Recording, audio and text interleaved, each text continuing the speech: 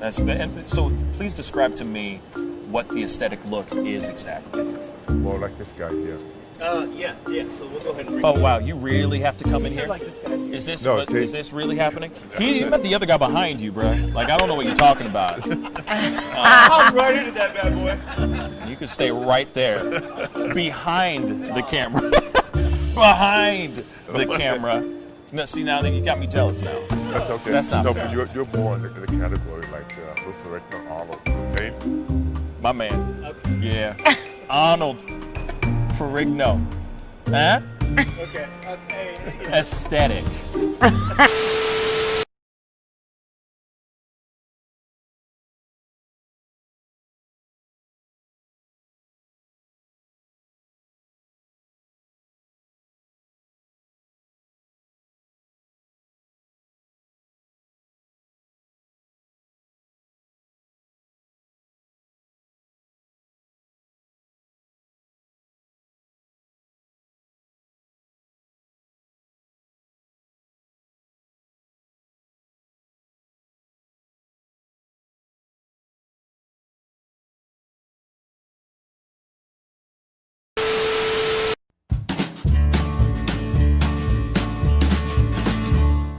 That's great, partner.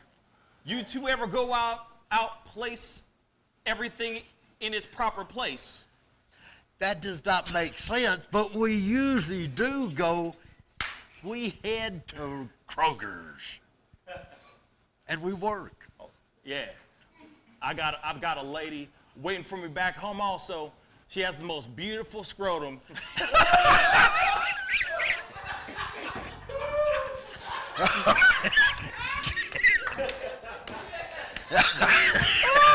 Oh, God. And when she sings, she sounds just like a puppy dog.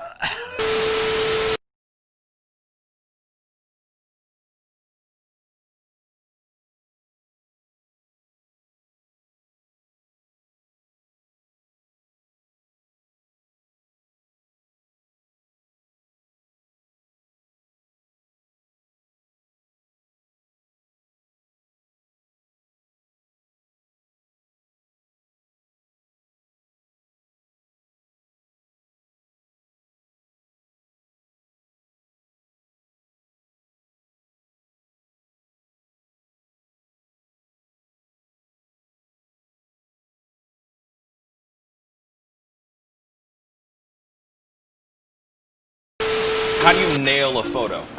Just gotta get in the mode. You gotta talk with your eyes. Talk with your eyes. Talk with your eyes. You Okay, gotta so have the eyes. can you show me a little bit of something, like to this camera? I would love to know how to do this. I just want to know. Well, How I do you do it? mean, Teach the me smile, something. You can get the sexy eyes. Then you know you gotta get the smile going on some shoes, but.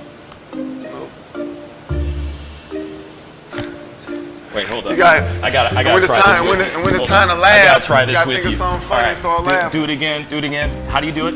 Teach me. Sexy eyes. The sexy eye. This is sexy eyes right here. Smizing?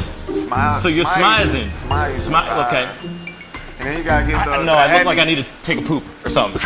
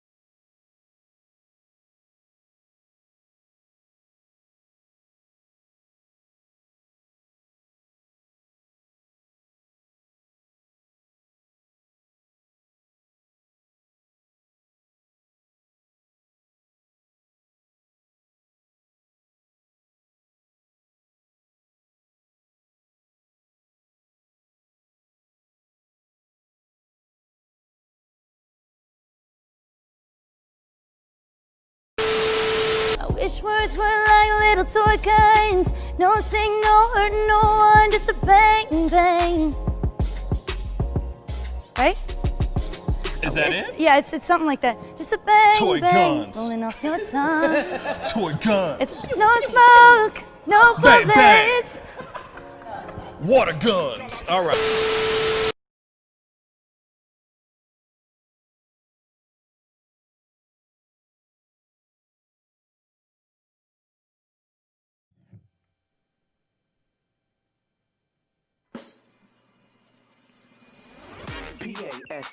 Pascal, you are now rocking with that dude Pascal. We be going wild, Haitian in the building, so original. Got the haters catching feelings. Get your hands up to the ceiling and keep them held high. Cause St. Louis isn't ready. Forget about it, goodbye. Hold up, we just saying hi. Five somebody rise up. Weekdays, catch us live. Somebody, let's go. Good morning, everybody. It's the Pascal Show. Yes. Good morning, everybody. I'm hoping you guys are having a wonderful Wednesday. I don't know about you guys, but where we are right now, it's a little rainy, a little gloomy, but at the same time, I'm blessed to be on this planet. Another day above the earth is a blessing. Can I get an amen, my brothers?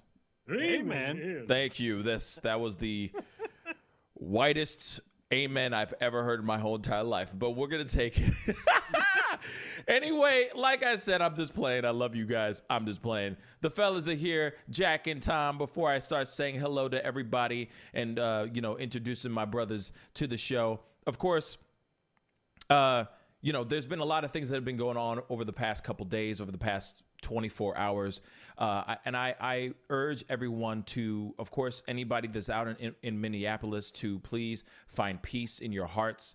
We are going to go into this conversation very, very quickly about the riots that are going on, not the riots, but the protests that have escalated to a totally different level here over in Minneapolis over the death of George Floyd. Now, I totally understand the frustration and the anger, but I think that there's a way to protest without bullets flying and tear gas and vandalism and all of that. Of course, we're going to talk about that very, very shortly here. But obviously, I just wanted to say that really quick because, violence does not violence against violence does not solve anything. Yes, he was killed in a terrible, terrible way, and my heart goes out to him and his family. It's a terrible, terrible loss. But there's a way to get your point across without actually turning it into something. Without it turning into what it is right now. Now, fellas, I'm going to throw it to you guys to see the information that you guys might have over that conversation. But of course, I just had to say that really quick, right out the gate. Get the negative stuff out of the way for the day, because I feel like yesterday was so full of such negative stuff that I'm just like, all right, this is not great news, but we have to talk about it. Because we need to bring awareness to it. The injustices that did happen with George Floyd is absolutely horrendous and terrible. But sometimes a protest does not solve that issue. Violence does not beget violence, if that makes any sense. So anyway, fellas, Tom, Jackie, what's good? Hey, man. Hey. Hello.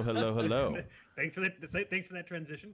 No, no. The thing is I want to talk about this really quick. Just knock it out the gate. So, yeah.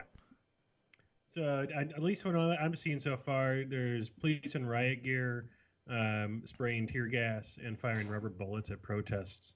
Yes. And these protesters and the protesters are vandalizing. I mean, I guess they went on to. They went to the actual department. They actually went to where the officers go to, and started vandalizing the building, the cars, and just a full, like, everything escalated from a small protest into something that became very violent, very physical, and very negative, I think. Actually, I do have something for that real quick. It's a little bit of a video covering what has happened. So go is ahead. that from them dragging him out of his car? Is the video you're going to show? A video of what? Say that again, Jack? There's a new video that shows them dragging George Floyd out of his vehicle, and that's why the riots erupted. I did not know that. I have not seen that. Can you send me that video? Can you let email me it to me? See if there is. Because I'd hate to do it backwards, but Yeah. you know what I mean? Because I do have footage the of. moment George Floyd was removed from his vehicle and handcuffed. Gotcha. Yeah. Did you send it to me? Working on and getting this link. Oh, okay, cool. But anyway, while you do that, I, of course, will throw it over to Tom real quick. See what you think, man. Speak on it, brother. Yeah. I mean, it sounds like these protests started peacefully. And, you know, I mean, this happens with a lot of protests. There ended up being some windows broken and some graffiti. But, I mean, it looked like mostly it was peaceful protests. But, you know how these things go. A few people break a few windows, and then cops start firing tear gas and rubber bullets, and things can escalate very quickly. I mean, we're based out of St. Louis here. We've certainly seen our share of protests turning into riots here. Hell yeah, we have. Yeah. So, you know, you hope that things kind of stay somewhat calm. You know, obviously people are going to need to blow off some steam, and there's a lot of anger going on in that city and around the world, or around this case. But, you know, you hope that it kind of stays somewhat calm. Yeah. But again, this isn't all the protesters are out there, and that's a lot of times the false narrative people make about the Black Lives Matter movement. Absolutely. Is that it's a violent movement. It's not. There are small pockets of people that will take advantage of the situation to vandalize property. So. Yeah. And I totally agree with what you just said, Tom. I mean, you know, we're in a place now where it really sucks because, you know, we saw firsthand what was going on in Ferguson. The riots or the protests that happened that escalated into basically just vandalism and chaos. And of course it shines a very negative light on the Black Lives Matter movement for sure.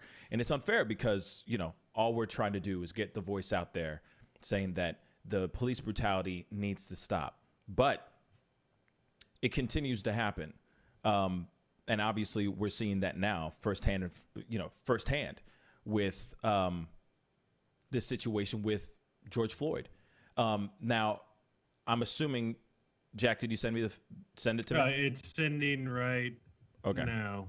And it's not a standalone link, so you have to scroll down a little bit on this page, and they have the video embedded on the page. Okay. But it shows the moment about when he was arrested and being dragged out of his car. Okay. I want to see this for myself too. So I have not seen this, you know, because the funny thing is last night we talked about everything, you know, with some updates in regards to the officers that were a part of the arrest, a part of his death, and the fact that they were being terminated, that they were, you know, at first they were on paid leave, then the mayor issued that they had been terminated permanently, which is obviously great news, and of course, hopefully, is only a step in the right direction. So I keep thinking that step should show progress, right? But apparently it did not. So obviously people are very upset about it, understandably. And I guess they saw this particular, I'm assuming they saw this video and it got people very, very angry. So I'm queuing it up right now so that we can see it together with our own two eyes. And if there is some foul language in this, I apologize, but fair warning to anybody who's listening, there might be some foul language in this video. Here we go.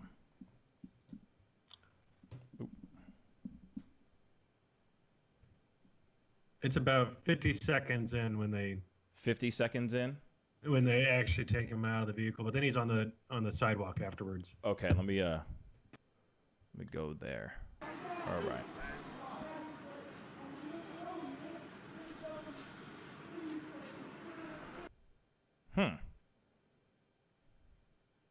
That's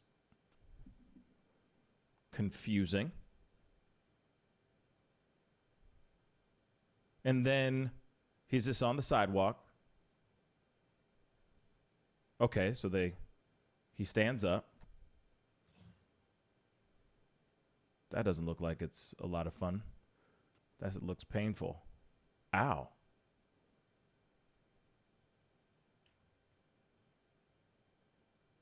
Okay.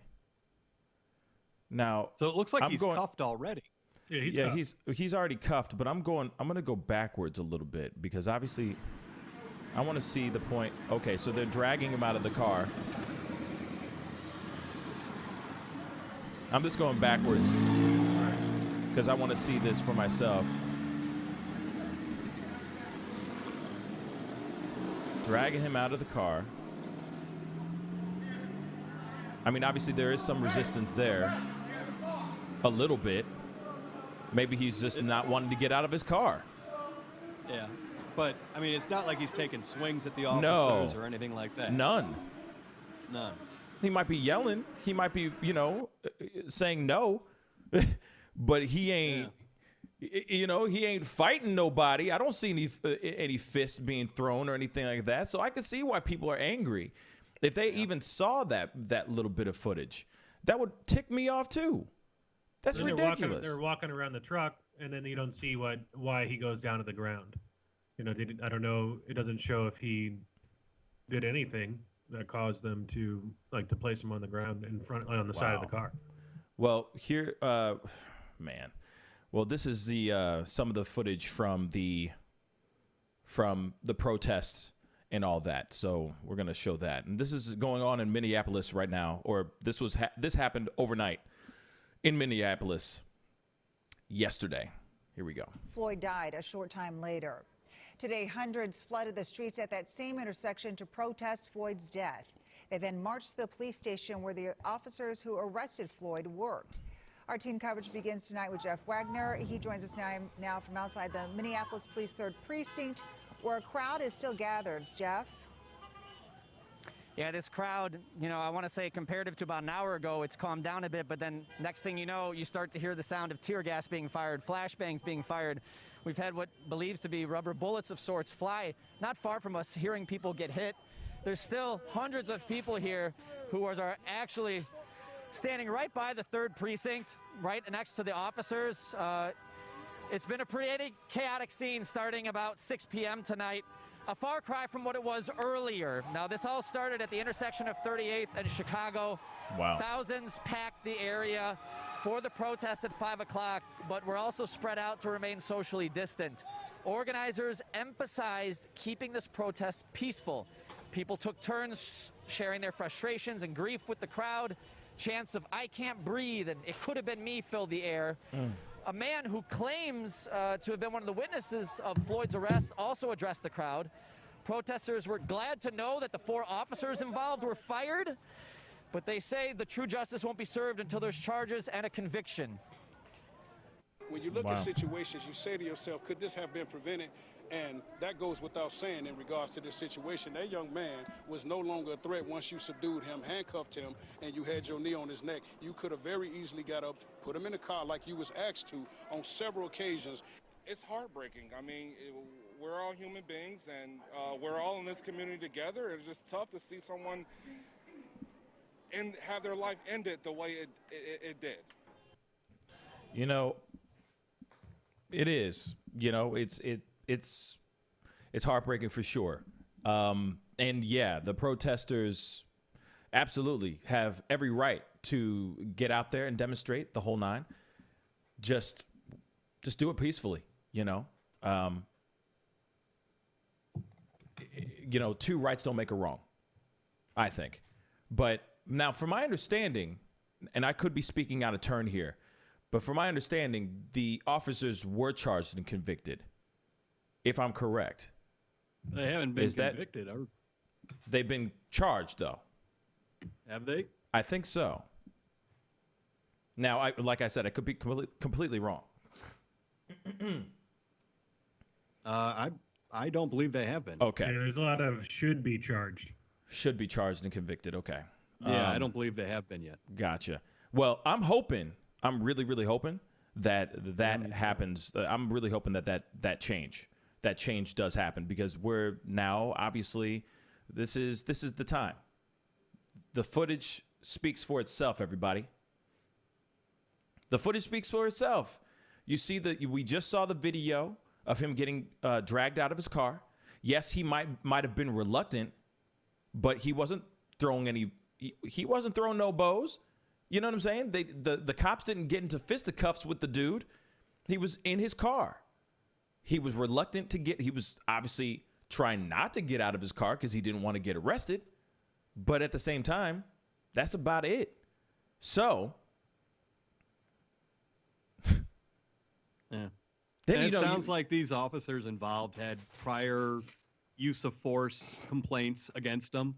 I think the guy that was driving his knee into the neck. Oh yeah, he had been involved in something like 3 prior officer-involved shootings. Yeah. And the guy that was kind of doing crowd control there, apparently they had settled some case with him for $25,000 out of court, where he punched a man in the face because he got out of his handcuffs.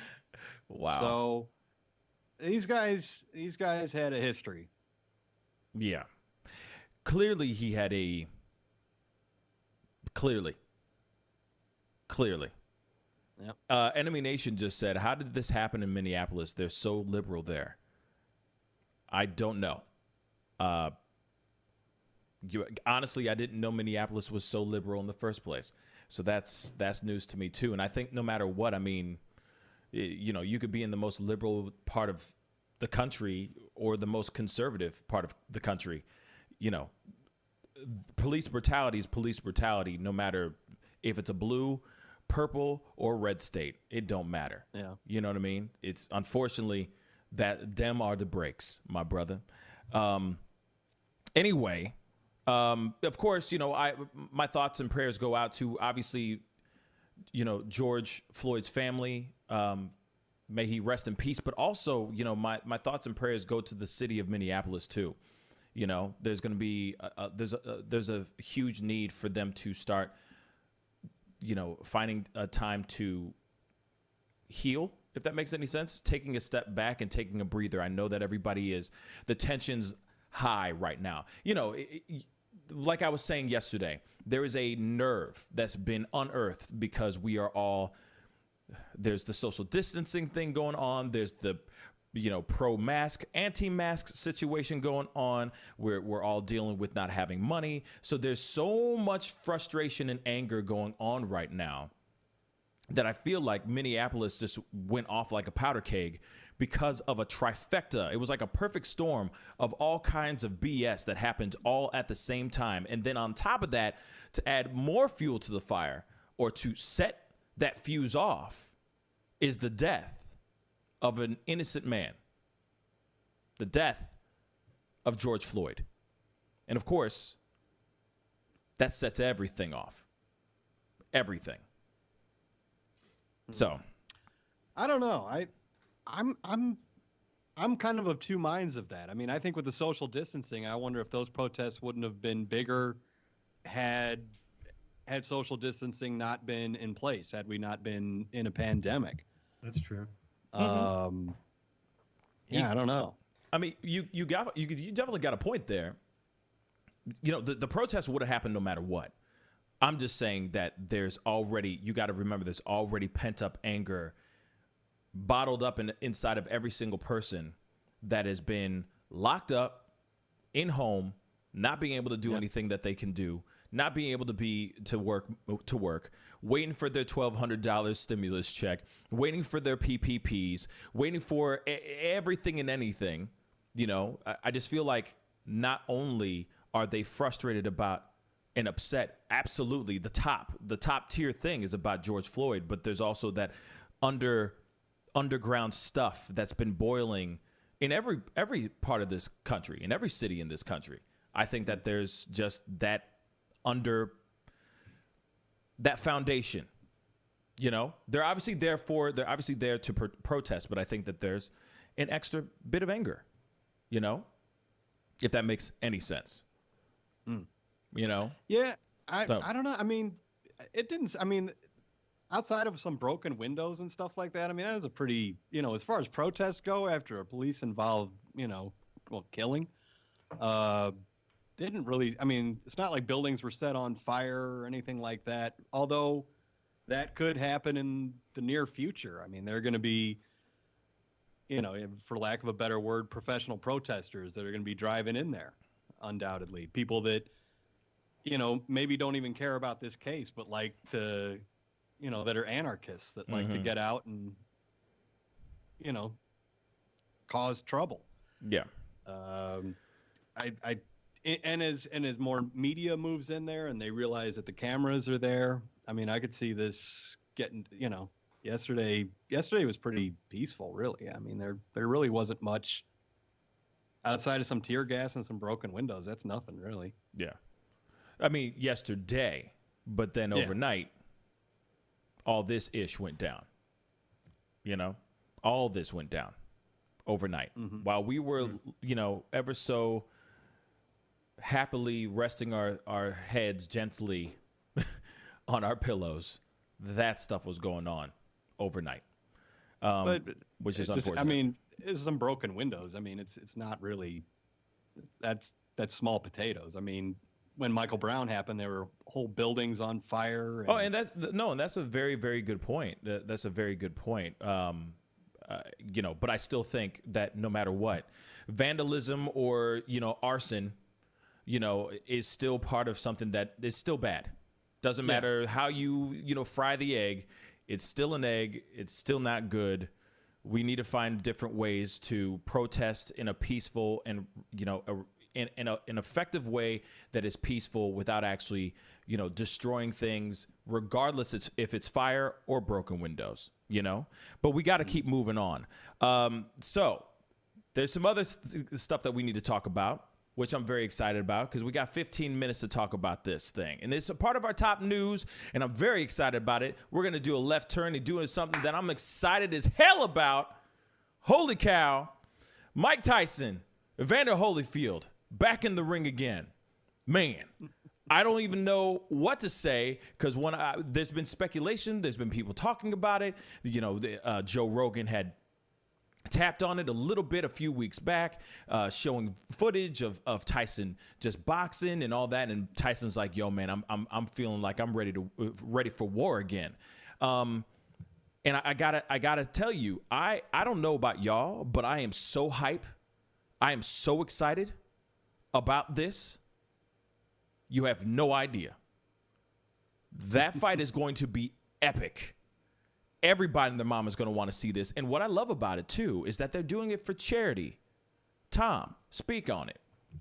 Yeah. Well, I mean, in recent weeks, we've seen Mike Tyson getting in the ring and sparring a little bit. Yeah, baby. And Woo! He looks like he's in amazing shape. Oh, can we hold up before you go any further? I gotta show it because I don't care. I'm sorry, Tom. I don't mean to interrupt you. We are gonna talk. You are gonna get to say everything, but I need to show you guys this footage of him boxing, bruh. Oh my God, this guy's insane. He's a beast. Okay, hold up. Here we go. Check this ish out.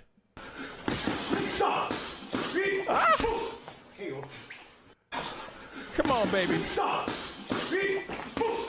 Oh, jeez. This man is, I'm telling you. Oh, my Lord. Okay. So that was just recent.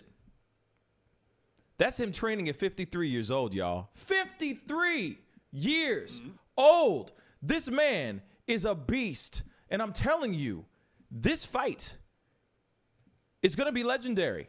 Now, I know that people can make fun of it like it's that movie with Robert De Niro and what was it? I'm trying to remember the movie where they're like old. They go back into the ring. It's like the first fight they've had in, you know, decades.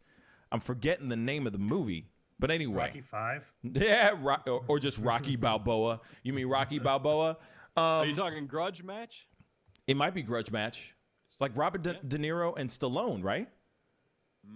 Yeah, that's the one. Grudge match. Grudge match. Okay, it's kind of like grudge match, but not really. You know what I'm saying? Because, you know, put in some HGH, some steroids, some protein shakes, and unbelievable freakish genetics, all right? And you're going to get one hell of a fight. Tom, sorry, please continue. I just wanted to show some of that footage because, bruh, homeboy is a beast, and that's him just training right now. Yeah. Bruh, this is going to be insane. Okay, Tom, speak on it. Yeah, Evander Holyfield has also been filmed doing some sparring as well. He also looks to be in tremendous shape, and he's 57 years old. So is there footage? This is definitely a couple old dudes, you know, but they look like they're in tremendous shape. So, well, I don't know. I mean, those first two fights were obviously incredible. You know, Evander Holyfield lost a bit of his ear. A little bit. And, the bite fight. The bite fight, yeah. Yeah. So it'll be interesting to see. I don't know. You know, who knows? I mean, we remember after Mike Tyson got out of prison, you know, he wasn't quite where he was at before. But boy, I mean, if you were alive, if you were on this planet during Mike Tyson's heyday, that was something to behold. Mm-hmm. Yeah. The man. Just go watch a compilation fight thing from Tyson on his knockouts. Yeah. And it's like some of those fights Lightning. are so short. Lightning fast. Marvis Frazier. Just look up Tyson Marvis Frazier. That's just brutal. Yeah. He like I said, the man is an absolute, like, he was a phenomenon. Like, he was an absolute phenom in the ring. Evander Holyfield can definitely hold his own. He was a beast as well. Let's not forget how dope he was. You know, he could really handle himself in the ring. Everybody, I remember Evander, like Holyfield Tyson, the Holyfield Tyson fight. I remember that everybody and their mom was all together. All these Haitians are together, you know, because the one of the Haitians had a basement that looked like a theater, but a big old bar. And we're sitting there. He's got the pay-per-view going on. Everybody's hanging out, you know, and we're watching this fight. And then all of a sudden we see Evander Holyfield like jumping up and down and grabbing his ear. And we're all like, what's going on? Only to show close-ups of half of the top of his ear is gone. Because Tyson just bit the damn thing off. That's insane. That was because Holyfield had been headbutting him throughout the match. He figured that that's the way he could beat him. He wore him down through, like, constantly headbutting him. Right. He was just leaning into him and just kind of boom, right, and boom. it wasn't being called. Yeah. And so Tyson said, fine. And he just had enough of it. He was like, F this. Leave me alone. Like, yeah, go ahead.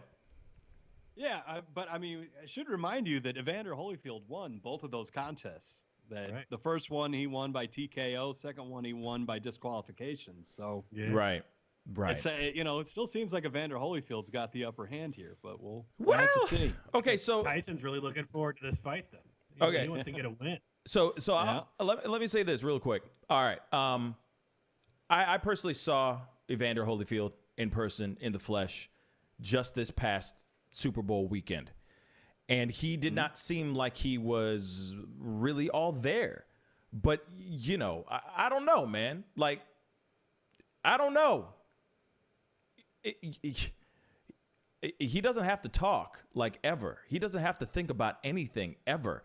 All he has to do is go into the ring and fight. So he can speak with his fists, for sure. So to me, it's like, I don't know. Well, you know what? We're going to go around the room. You know what I'm saying? Who you got in this fight? Who you got your money on? Come on, speak on it. I don't know. I feel like, I mean, what Tyson is a little younger, right? By like 4 years. And he looks like he's in, like, I wouldn't want to fight him, like, with 5 of my friends. Like, you know, he looks like he can take down a room. and it just is pretty amazing what type of shape and speed he has still. Again, we were kind of texting last night about how old are people when they typically retire from boxing? It's like mid-30s. Yeah. So I mean, this is almost not a geriatric, but it's a senior citizen fight. And I mean, get in the terms of boxers, they are beyond their age. This is I feel like one solid punch from Tyson to Holyfield's head, there might be some serious concussions coming out of this.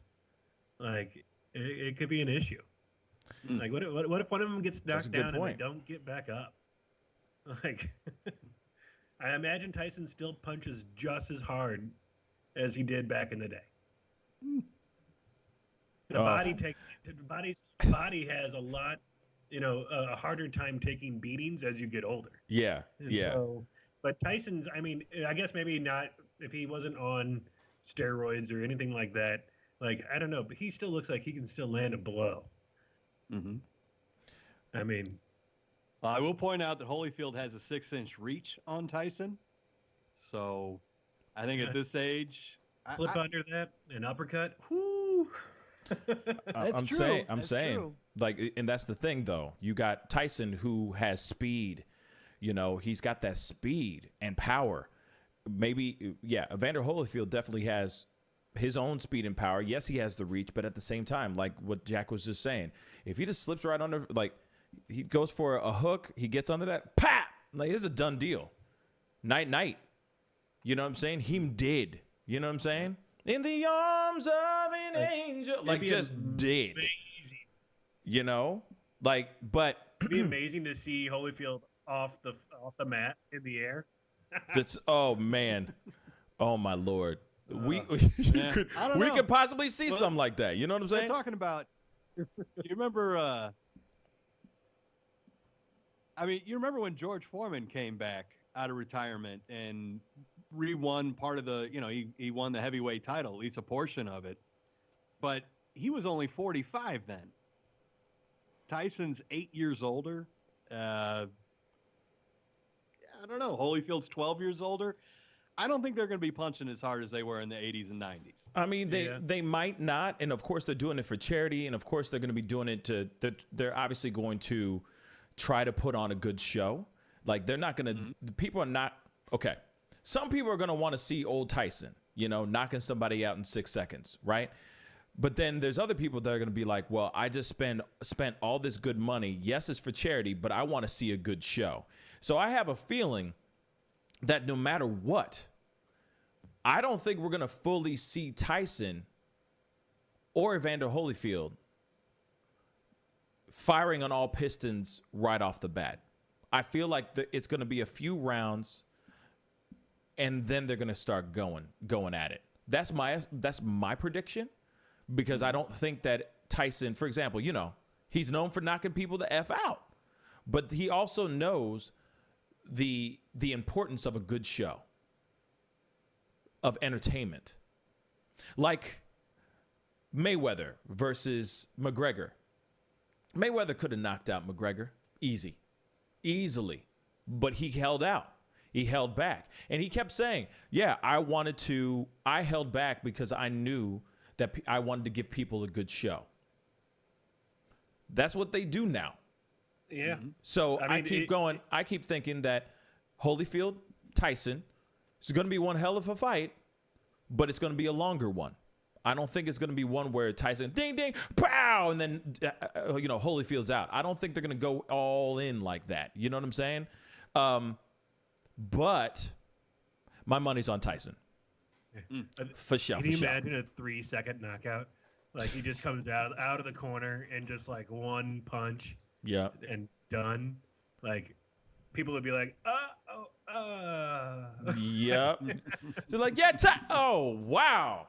Okay, I just spent millions of dollars just to be here in the ring, ringside, just to see these legends in this ring. I was hoping for at least a round. You just walked out the gate and knocked him the hell out? Damn. Tyson, damn. You see what I'm saying? And also there is that other concern about their health. You know, what if Tyson hits with all fire and fury, with all his might? You know, what would happen? You know what I'm saying? Like, shoot, like Holyfield could turn into a brown mist. You never know. You see what I'm saying? So I feel like they're going to be playing a lot to the crowd and a lot to the viewers. And of course, I think they're also going to be very cautious because, like I said, the last time I saw Evander Holyfield, you know, obviously he wasn't training at that time, but he didn't seem like he was moving much. You know, he looked like, you know, he was an old man. You know, he moved around, kind of old, you know, but like I said, I could be completely wrong. You know, like I said, give him some HGH, some protein shakes, get him in the ring a couple times. I'm telling you, come on, you can't tell me that Tyson's not on HGH. He is definitely on some human growth hormones. Come on. I hope they both are. Yeah. Dude, I just You know what I mean? Woo! Huh? I just want to see a spectacle. Oh, It's just like wanting to go to watch a baseball game and see like 30 home runs. Yeah, no kidding. It's like wow. You know? But yeah. Homeboy is he's definitely feeling good. Let's be real. Like there's some photos of Tyson that look absolutely phenomenal. And you know, like I said, my money's on Tyson. It's always been on Tyson. You know, obviously he's not doing any kind of drugs. He's smoking weed, but you know, weed doesn't count anymore. You know, he's not really in that world where he's doing crazy bad stuff anymore. So, and I think he's found peace in his, you know, his own inner peace, and he's found his own self. You know, he's made mistakes, he's learned from them, but he's grown from the mistakes that he's dealt with in the past. So I think that, yeah, I mean, I just hope it doesn't open up a sleeping beast like outside of the ring. You know what I'm saying? He doesn't need more. He doesn't need more drama anymore. He needs to just enjoy his podcast, enjoy his multi-million-dollar, you know, marijuana industry that he's been building himself, you know, with his team, and keep it moving. Anyway, we got to go into a quick commercial break. When we come back, I'll be interviewing and having a quick conversation with George Mayhe. He is the editor of St. Louis Magazine. We'll be right back. This is The Pascal Show. Bye. Sex, money, power, respect. All of us in this community. All of you people different to me. Hey, take up your glass. The festival's crazy in the streets. Deception, the fakers and leaks. Entertainers and trucking for tweakers and losing their seconds and loves are unique. All of us under surveillance. We wasn't feeling they made it. Half of them stumbling around and they faded. They live in the world that's degraded for people that's constantly hated. But you see how he makes these S's in his body right here? That's where he's hanging on, and then he's moving forward with the locomotion of his ribs. That is classic Missouri rat snake right there. I mean, so I'm gonna go ahead and grab him before he gets into a hole. Now, these snakes are not biters. They won't bite as long as you don't squeeze them. If you just stop them like this, it'll freeze them, and then you just gently pull them back. As long as you don't squeeze them, they won't bite. Yo, Mike, what's up, man? Guy? Good to see you, man. Yeah, so Sugar Fire. Yeah. Fully open, right? Yeah, we're pretty much open. So you can't sit inside yet. Monday you can sit inside a little bit. We'll have 25% of the tables inside, and then we're letting it rip outside. So I know that there's a lot of people really concerned about staying safe and all of that. No, so what are you guys doing in regards to that? Well, and we have extra people to clean and rub everything down all the time. Everybody inside's wearing masks. And we have those little stickers on the ground so everyone can stay 6 feet apart. Right on. The tables are all spaced out, inside and outside. Sugar Fire, open in full effect right now. They're staying healthy, they're staying clean. Go get you a rack of ribs. Sugar Fire, open right now. Thanks.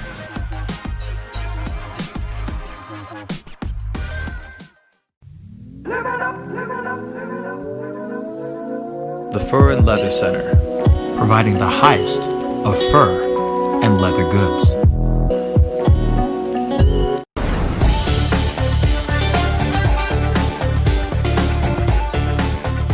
You're will perform tonight. I can't make this interview boring because this man is too exciting as a host.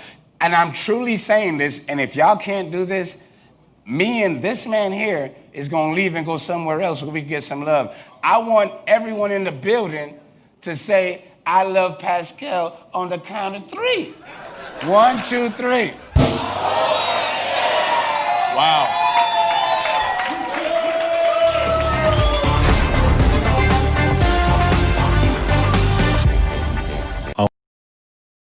Tell me, you haven't seen anything strange happen around here in the last couple days.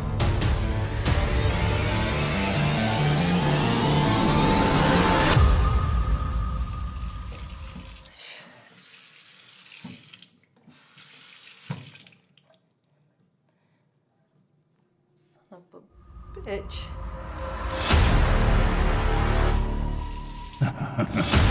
One of us is gonna have to go. Ben, where are you? I'm not playing. I'm gonna leave.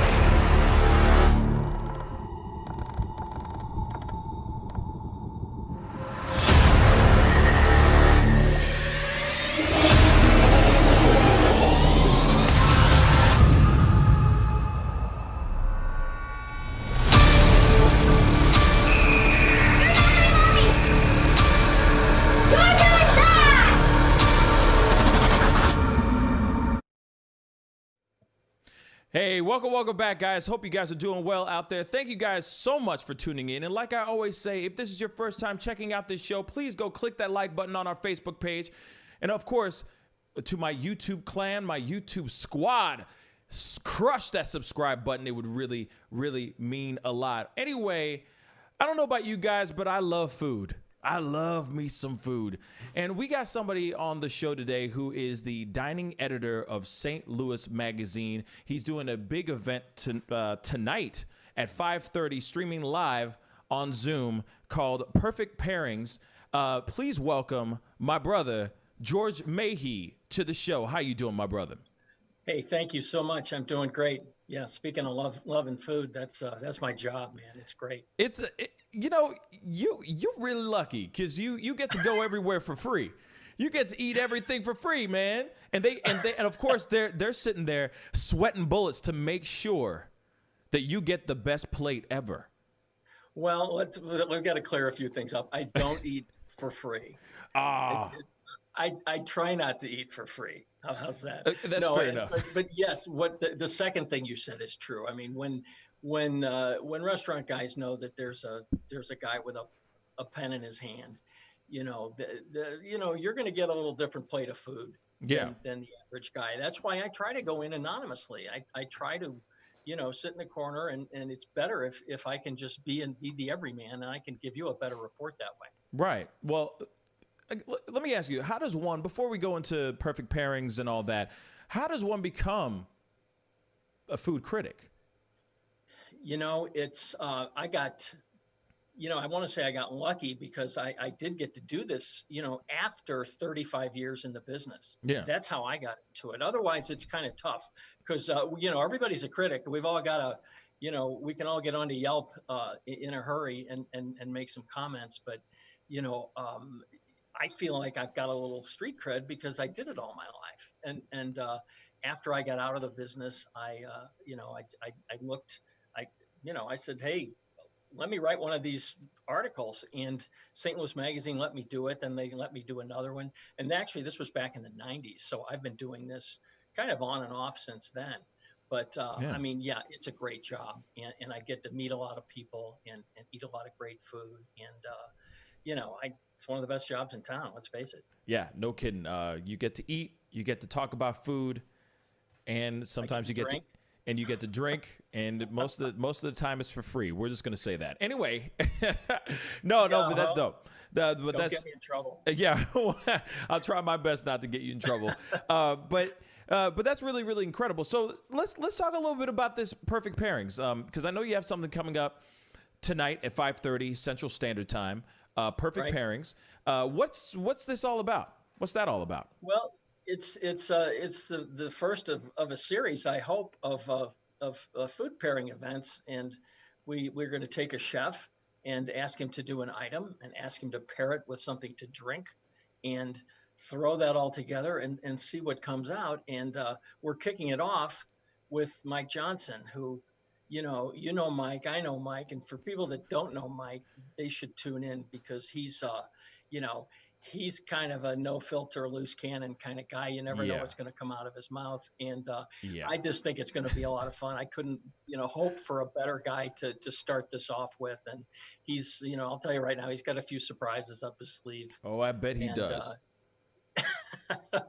And, Pascal, people don't know, they think of him as this crazy, Sugar Fire barbecue guy and High Point drive-in guy. But, he's a fine dining chef. That's where most of his career has been. Yeah. And a lot of people don't realize that. And that is filtered into some of these concepts. And you wonder why some of this stuff is so well done. Is because he knows all the technique and he's practiced all this stuff for decades. So, he looks like this freewheeling kind of guy, but he's a really talented and very, very smart guy, when it gets right down to it. Yeah, he doesn't mess around. He's definitely a beast in the kitchen for sure.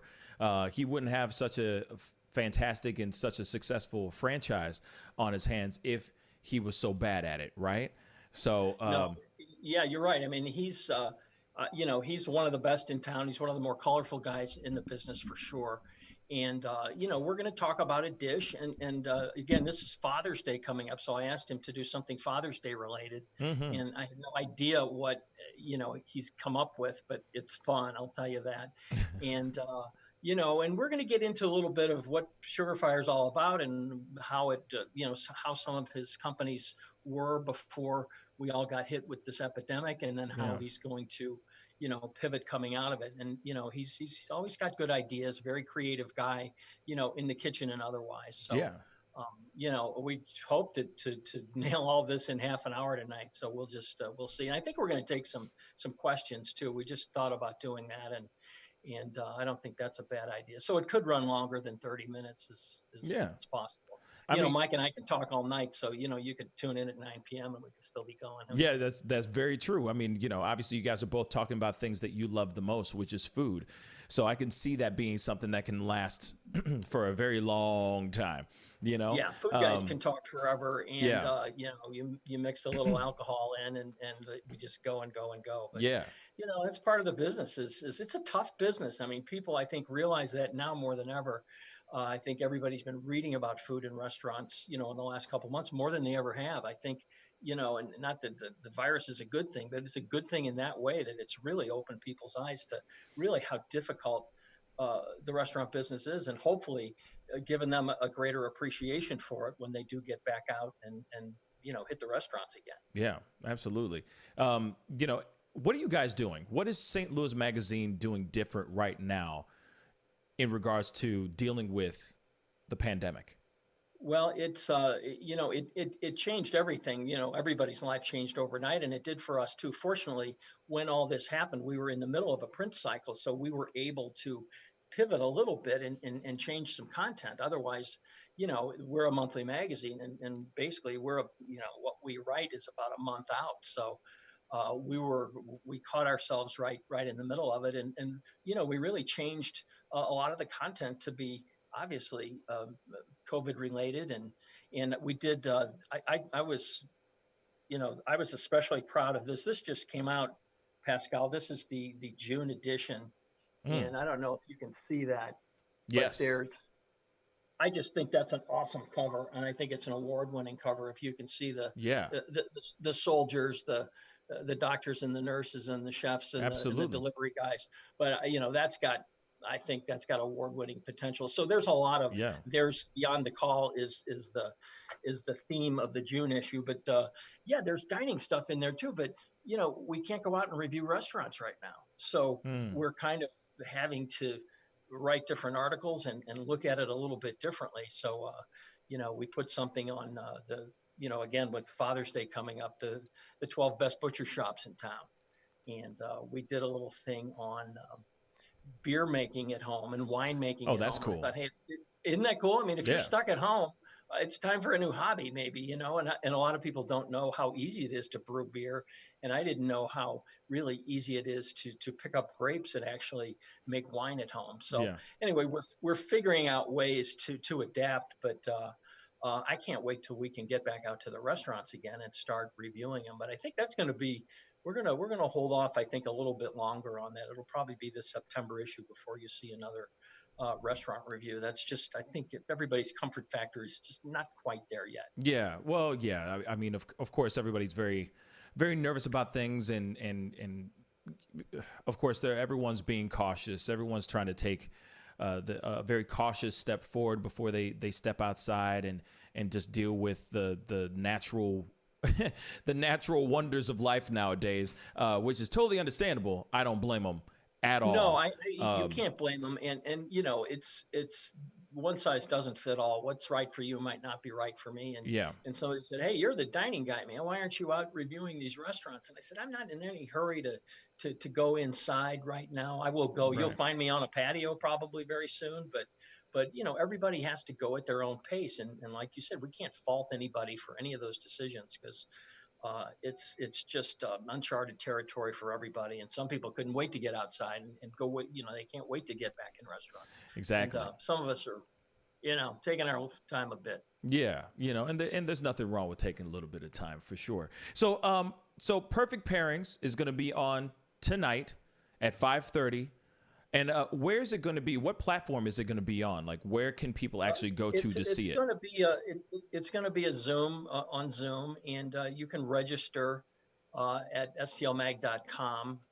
If you go to the website, there's somewhere there's a Perfect Pairings link, and you register. And you know, it's been pretty well received so far. I'm amazed at all the advance reservations that we've gotten. So I hope Mike and I are on our game tonight, or you know. Some people are going to be disappointed, but yeah. You know, I got a good cohort with me, and it should be very entertaining, I would think. And like I said, we're going to mix a little seriousness and business with the pleasure, and I hope to even do some, you know, some of the positives that have come out of this. Yeah. And again, we got to dig a little to come up with them. But yeah. Mike and I are glass half full guys, and we're going to talk about that a little bit too. All right. Well, I'm looking forward to it. Everyone, definitely go check out Perfect Pairings, the first one ever, tonight at 5:30 Central Standard Time on Zoom. And I'm sure if you go to their main page on their website or their Facebook page, I'm sure you'll be able to find where you guys can actually see the live stream. George Mahey, thank you so much for being on the show. I really appreciate it. Hey, I appreciate it too, and hopefully see you tonight. Absolutely. Appreciate it. I love me some food, and I love Mike Johnson's cooking. So I'm definitely going to be tuning in just to see what he's got ready for your show. It's going to be very exciting. It's silly and fun, just like him. It'll be great. I love it. We got to go into a quick commercial break. We'll be right back. This is The Pascal Show. Bye. Sex, money, power, respect. All of us have in this community. All the good people different to me. Hey, take up your glass. The festival is crazy in the streets. Deception, the fakers, and leaks. Entertainers and trucking for tweakers and losing their selves and nothing unique. All of us under surveillance. People are feeling they made it. Half of them stumbling around and they faded. They live in the world that's degraded for people that's constantly hated. But you see how he makes these S's in his body right here? That's where he's hanging on, and then he's moving forward with the locomotion of his ribs. That is classic Missouri rat snake right there. I mean, so I'm gonna go ahead and grab him before he gets into a hole. Now, these snakes are not biters. They won't bite as long as you don't squeeze them. If you just stop them like this, it'll freeze them, and then you just gently pull them back. As long as you don't squeeze them, they won't bite. Yo, Mike, what's up, man? Guy? Good to see you, man. Yeah, so Sugar Fire. Yeah. Fully open, right? Yeah, we're pretty much open. So you can't sit inside yet. Monday you can sit inside a little bit.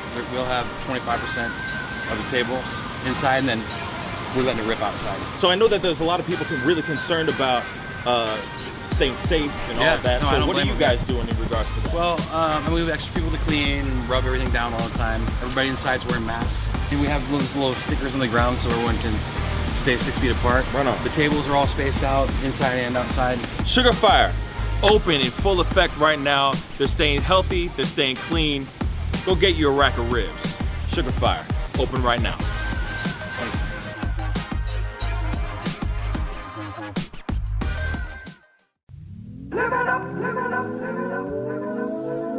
The Fur and Leather Center, providing the highest of fur and leather goods.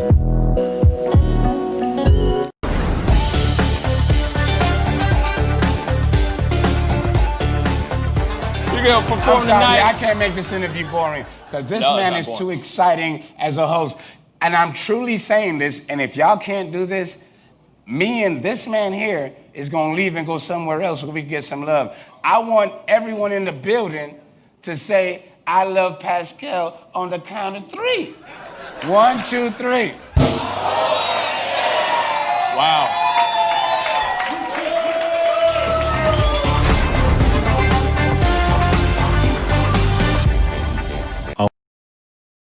Tell me, you haven't seen anything strange happen around here in the last couple days.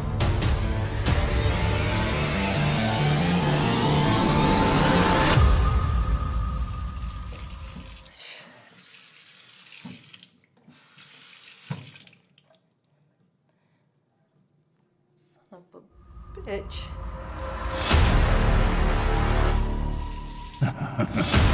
One of us is gonna have to go.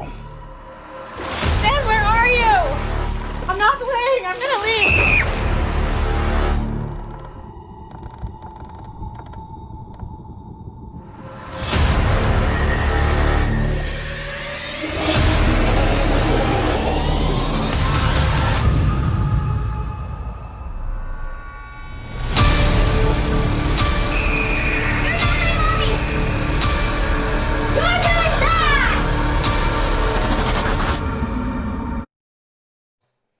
All right, welcome back, guys. Thank you guys so much for tuning in. And like I always say, hit that subscribe button on our YouTube channel.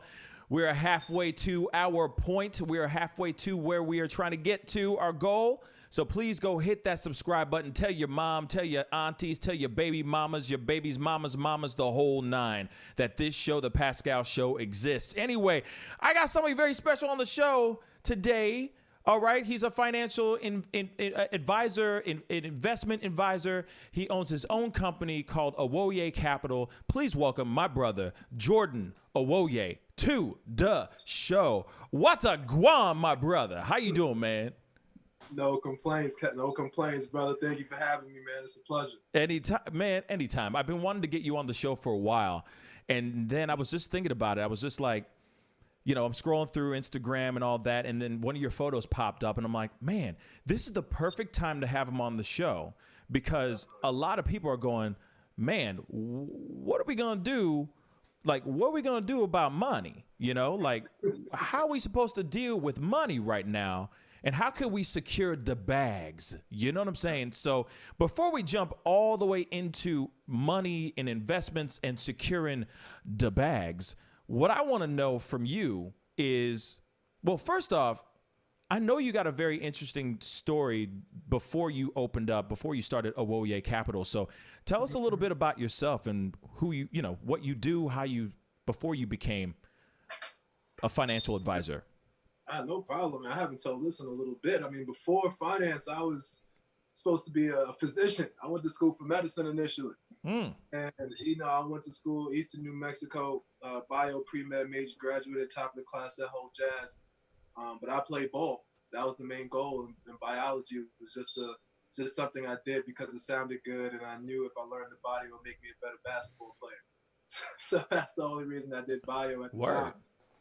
But no, played ball at a very high level, got a full ride. Was thinking about going pro, transferring, or going to med school. Realized that, you know, single parent household, I wasn't in a position to push off making money for another 5 to 6 years or so if I wanted to go into med school. My mom's my best friend, so, you know, I wanted to make sure I could help early. Started looking at finance and different positions and things I could do. The crazy part is with a biology degree, it's not a lot you can do, brother. It's either you go to med school, become a physician, right, or something like that, or you go research in a lab for $5 an hour or something like that. So neither of those were appealing. Then we transitioned, but born and raised in New York, been working since you can remember, right? Yeah. And that's the the pre-wealth management life. And then I started to go into wealth management once I realized that I was over basketball, played with some of the top people, did the whole jazz, but it was, some political nonsense my last year of school. So I lost love for it a little bit. And that's when I found finance, man, and the rest is history. Word. Wow. Okay. So then you did finance. You went into finance from being a biology major and, and crazy on the court to a financial, to going into finance. So what made you decide to break off? Because obviously you must have started working for another firm, something like that, for another company. So you were with this other company, and what made you decide to break off and do a Woye Capital? Okay, so that's a great question, brother. Initially, you're welcome. I started with the. It's what you do, right? It's what you do, baby. All day, baby. Now I started with my previous company, and we always knew the goal was growth in terms of doing for myself, and I was always pretty transparent with that. And even when I came in, the interaction with them was to learn, grasp, and then translate what they've taught me to my own thing, but then growing it more, because the reality is in this financial world, there's not a lot of African Americans, there's not a lot of young African Americans at that. So it's only but so much you could teach me to appease to a particular demographic that I'm trying to appease to.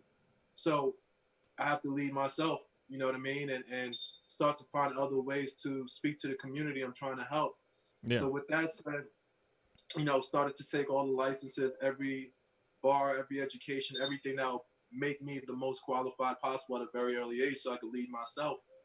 And they knew, fully supportive, man. At that point, it was just a conversation like, hey, because at the end of the day, there's so much legalities and red tape in the financial world. I still need a broker. I still need somebody to do my compliance and everything. So it wasn't so much of a breakup, but more so restructuring our contract. You know what I mean? Like right. An NBA deal. Like you have me on a 1 year and I'm trying to get the 10-year max deal. So at that point, just let them know I'm not going to be working as a quote unquote W-2 or under their umbrella. I'm opening my own, and I want them to be my back office, my broker, my support, and I'm working as myself. So it was a great transition. That firm is an amazing firm, and it was very easy. I got lucky. With the team that brought me on. Yeah. You could say that because on some real stuff, which I'm going to get to here in a second about how we met and all that. But it's important to talk about the grassroots because you obviously So I met you at the Ray Lewis Super Bowl party in Miami, and that party was lit. But on top of that, it was a great time. Don't talk too much about it, brother. You gotta get us started, I ain't saying nothing. But at the same time, I'm looking at you with, you out here at this party, like, it's like, I'm sure this is not your first time at this party. This is my first time at the party, but I know for sure this is not your first time at this party. So I'm sitting here going, you must have clients in here. You must have clients or people that you know that are at this particular party, big names, big money, the whole nine. But skirt, before we go all the way into that and how you were there at that particular party, how did you start off? Obviously, you went out the doors. You said, hey, a Woye Capital. Yes, it rolls off the tongue. I'm a good-looking, strapping black man. I'm very smart. I know what I'm doing. I am my own brand. But how did you start getting your first clients? Because you didn't walk out, I'm assuming. And if it is, you just walked out the gate and you already were at, Ray Lewis parties, then I hate you with every fiber of my being. But on some real stuff, I'm assuming you didn't walk out the gate and all of a sudden you had clients. So how did you start getting the clients that you have now? So that's a great question, brother. Initially, it was a gradual transition to where it started from day one, just trying to cultivate the relationships I already had, right? Yeah. The people that already have love for you, the people that want to see you succeed. And one thing I live heavily by is 7 degrees of separation. You know somebody that knows somebody that knows somebody that knows Jay-Z. You just need to open those doors up and think and be creative to do so. Yeah. So first was realizing my natural market and the people around me, and that everybody has some type of value to add. If you can't necessarily become a client because, you know, not everybody's in a position to become a client, well, you know somebody that might. You could, you know, give me some free marketing, refer me to some people, whatever the case is. So it's really the foundation, taking the first step and making sure if they don't know you in your own town, how are they going to know you around the world? True. Right? So first step. Then the second thing is, again, being in the firm I was, they taught me how to, you know, reach out, the cold calling, the working a book and being on the phones and proactive outreach to just whether it was random people or whatever the case was. So that was one way I started to get my foot in the door with just building a book of business, not necessarily dealing with like the, you know, the pro athletes and entertainer realm yet, but of course that helped the growth and maturation as an advisor. And then the biggest thing in the beginning was realizing that this isn't a job, this isn't a 9 to 5, this is life. Like, this is life. Like, there's no off switch. So what I mean by that is you start to see me looking for clients in every demographic. If I'm playing basketball in the gym, 5 a.m. with the, you know, that group of guys that I play at, right, you're going to know I'm a financial advisor, right? If I'm going out to the club and whatever the case is, you're thinking I'm talking to women to pick up numbers. I'm talking to women to let you know I'm a financial advisor. You know what I mean? Like the whole nine, going to events. And then luckily, again, I was lucky enough where I played basketball at a very, very high level. I knew people already that was in the NBA overseas, knew people in the NFL. Yeah. Had a great relationship just from my, you know, time on the other side of the fence, being an athlete. So again, once you have that continuity of brand and people know that you are who you say you are, then those conversations start to make sense. So then it was, all right, I wasn't approaching those guys first because I know that's the end goal, so to speak, right? Like getting to that level. So we need to make sure that we're good. So I started with the people around me that I can't necessarily fail with because they love me regardless. The cold calling orphans and just building up, getting beat up and having tough skin. And then realizing that every opportunity I step out the house is a time to close a deal. And then once I got my, you know, my lumps in and I was there, all right, now the natural transitions of going to these events, tapping into those athletic relationships I have, and then, you know, making sure, again, I could always build a good relationship. And again, if you can't do business with me, you can help me. So I was always just about building good relationships with people, and then whatever happens, happens. And then before you know it, we're at Super Bowl parties on a regular basis. Yeah, because that's kind of dope. So it's all about, you know, who you know, right? At the end of it, at the end of the day, it's all about you know knowing somebody that knows somebody that knows somebody, right? So I definitely feel you on that for sure, because it is leapfrog. That's what I like to call it. I like to call it leapfrog. You know, you go from that one person, and then they're gonna, you know, let you know about somebody else, and so on and so forth, and you know, you're just gonna keep hopping until you're at a Super Bowl party in Miami with Evander Holyfield and Jamie Foxx and Ray Lewis. You know, no big deal. So, but that's incredible that you've been able to build the business and build a clientele that is, you know, big names, big athletes, celebrities, the whole nine. And that's really huge, man. You know, because I know that there's a lot of other financial advisors out there that are trying to get to that level, you know, that specific level. Let me ask you, do you ever have a hard time turning it off? Like, you know, say that you're in the club and you're trying to talk, say you want to talk to a girl, but not for financial reasons. I mean, I don't know your relationship status, so I'm just saying this hypothetically speaking, okay? With all due respect. But say if you are single, okay? Hypothetically, if you are single and you're out there in the, you know, kicking it, having a good time, when do you ever find it hard to turn the business side of you off? So quick disclaimer, I'm out the game.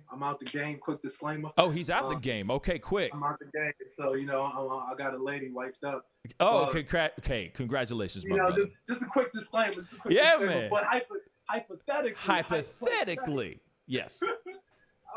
But no, you get to a point where you realize there's no separation between church and state, meaning that this is just who I am. It's not a business thing. So I don't go into any conversation or anything looking for business. I'm going in there looking to build a good relationship, and whatever comes from it comes from it. If we do business, great. If we're just friends, great. If I can intro you and build relationships to help you, great. A lot of times I'm coming into it to find out what value can I add you, because on the mental, spiritual side, or whatever people believe, and I believe if I do the right thing all the time, I'm truly a good person, and the universe got me. Whatever God got me, however you want to verbalize it. So it's no. I never have that conversation of switching it on and off, because this is truly who I am. And I don't go into any conversation, any meeting, any endeavor, any encounter looking for anything, because I'm whole already. You know what I mean? So I'm always trying to add value. And then if it's reciprocated, great. You decide you want to be a client because you got to know me. Yeah. Right. And all my clients, of course, again, like from a credential standpoint, I have all the highest credentials, but in its truest form, the only reason my clients are my clients is because they trust me and we have a good relationship. Right? Because if I'm going to be your wealth manager, it's a very, very personal relationship. So I try to just make sure we build the foundation level. And there's no reason to switch it on and off, because I'm not even trying to sell you. Any of my clients I've never sold. I've just told them, they came to me, knew what they needed advice, and realized I was the best person to help them get to the promised land, and we just got it done. Word. I see what you're saying. I get that. Mm-hmm. Okay, so let's get down to brass tacks, all right? Let's get down to what you do. You know, outside of the personal, so it doesn't get weird. I want you to sleep well tonight. You know what I'm saying? So, put hands on me. Some Vander Holyfield Tyson fight. You know what I'm saying? Whoa. Just go body. You know what I mean? Stick and move, baby. So let me ask you this real quick. So right now, where obviously the economy is in dire straits right now. We're really messed up right now. America is going through some really, really tough times with the unemployment rates are exceeding the other times whenever there's ever been financial turmoil. We're going beyond things in regards to what's going on in the country, in just this country. So I got to ask you, one, is it the right time to invest? And two, what would you invest in right now if it is the right time to invest? Okay. So from a general overview, it's definitely a great time to invest, because it's like going to the supermarket and everything is discounted like a Black Friday. Even if you don't necessarily need it, you're probably going to buy it because you understand the true value. So if a TV is worth $1,000 and you know that's the value of it, and on this particular day, because for whatever reason, the economic downturn, or in this particular situation, retail, it's a sale that $1,000 TV costs $500 for whatever reason, it's been devalued. You probably would buy it if you can. Now, the true answer to that is it depends on the person. Because I'll also say is that if you don't have money to pay your rent, you shouldn't be shopping on Black Friday, right? So it doesn't really matter if it's on sale and you save 50%, you shouldn't have spent it. So should you be investing? If you're in the financial position to invest, absolutely. If you're not, you need to take care of your day-to-day, which is the rent, food, expenses, utility. You need to prioritize. Yeah. If all those things are taken care of, this is an amazing time to invest. Now, second half of the question, what should I invest in? Yeah. Again, quick disclaimer, as a wealth manager, this is not direct advice. You should contact your financial professional only for educational purposes, entertainment purposes. But as far as what you should invest in, it's going to be pending the client, right? Because every investment scenario, every time you invest, you should be looking at how does this correlate to your personal life. So if I'm looking to buy Apple, so to speak, is Apple a good investment for a short-term hold, right? So now Apple could be a poor investment for an 18-month duration in terms of buying it, holding it for 18 months, and then selling because, maybe quarterly earnings or whatever the case is, they're going to be devalued. But if you're buying it in a retirement account or you're buying it to hold it for 5+ years, well, then Apple is a great investment Yeah. You see, so now those variables start to play into whether you should buy it or shouldn't buy it, and that's how that generalized advice becomes very hard to give. But as far as context goes, I'm definitely looking at the industries that got beat up very hard. I'm looking at the oil industry that's been devalued ridiculously because of international turbulence between the Saudis and Russia. I'm looking at consumer discretionary, which is the casinos, live events, going out, spending money, sin stocks. Those companies are dramatically devalued because nobody's using them. So they're going to be devalued, but at the end of the day, we will come out of this. And once we come out of this from a quarantine standpoint, COVID standpoint, then everybody wants to go back outside, and then you'll see the profits rise in those companies, and their stock prices will rise too. So if you can hold it, then it'll be a great investment. But if you can't, then it's a poor investment. But those are some of the places I'm looking at. Airlines. Okay. Crashing, right? Looking at airlines. And then another one I would say, if people are looking, you can start to look to, what was the last one? AI, artificial technology. The reality is our world is going to change forever. You know what I mean? And AI. Artificial intelligence. Technology. So why explain that a little bit? Because that piqued my interest real fast. Why AI? Of all things, AI. Why?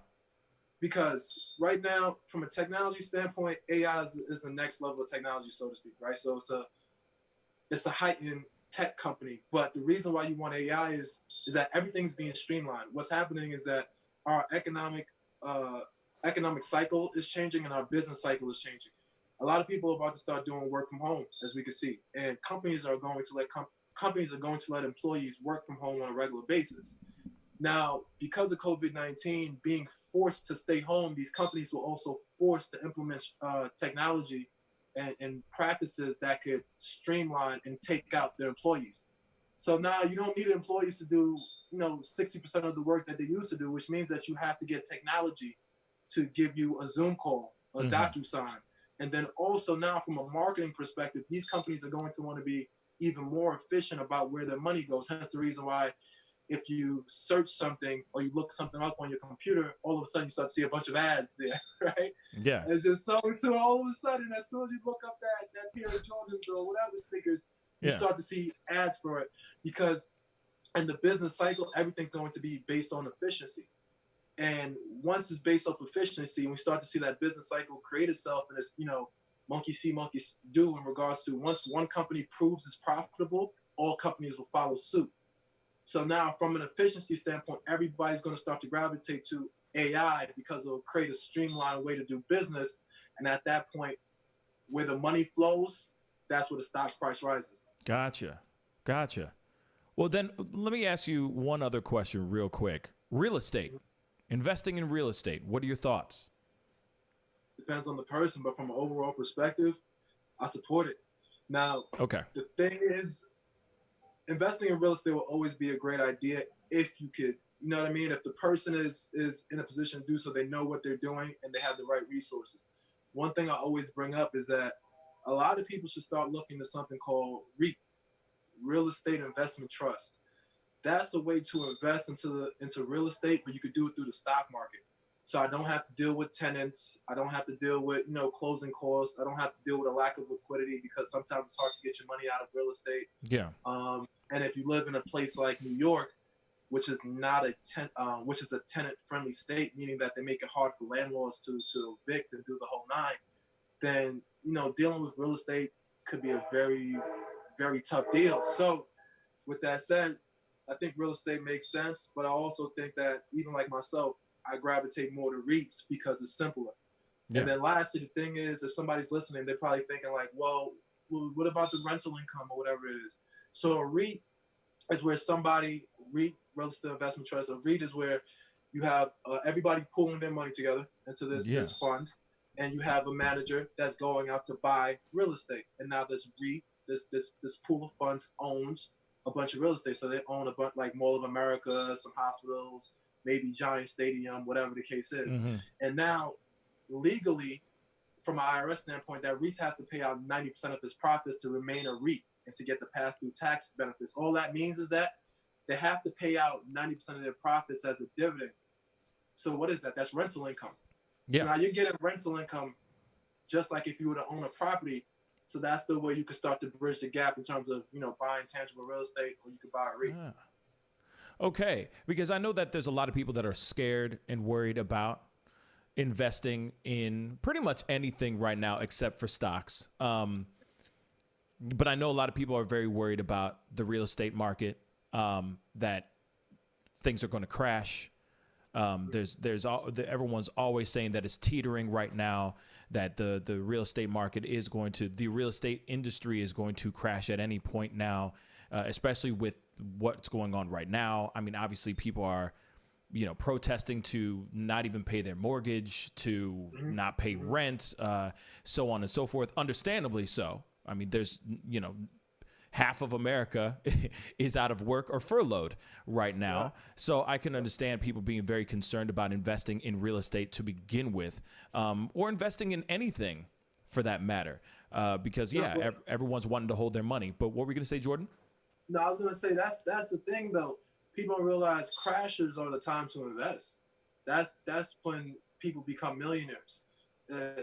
2008, if I was, in my peak, so to speak, or at this point in my life, I would have loved to go through 2008. Outside of the pain, people feel, right? And the fact that from an economic standpoint, like you said, a lot of people are hurting right now. Yeah. But with that said, during crashes, if you're in a position to make money, that's the time to try to make money. It has a quote from Warren Buffett that says, be greedy when others are fearful, and be fearful when others are greedy.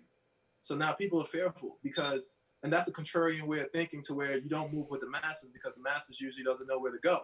Yeah, right? Yeah. So now when the stock market is bubbling, everything is hot, people start to suffer from FOMO, fear of missing out. Yeah. So they're artificially pushing the stock market up. They're artificially pushing the real estate market up, but that isn't held to its true value.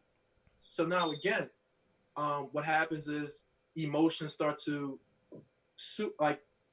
exacerbate a move. So now the economy's down, the market's down, real estate might blow up, but people, again, it's the opposite of FOMO.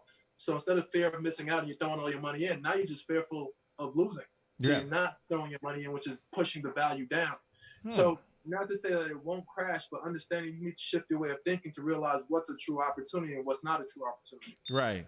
So then I guess the ongoing question, or the next question I have for you, is this then, because I understand about what you just said, be fearful when people are greedy and be greedy when people are fearful. That's a really great quote. I need to write that one down so I never forget that one. Warren Buffett, beast. But the other thing, the question I have for you is this: how much is a safe investment but a profitable investment?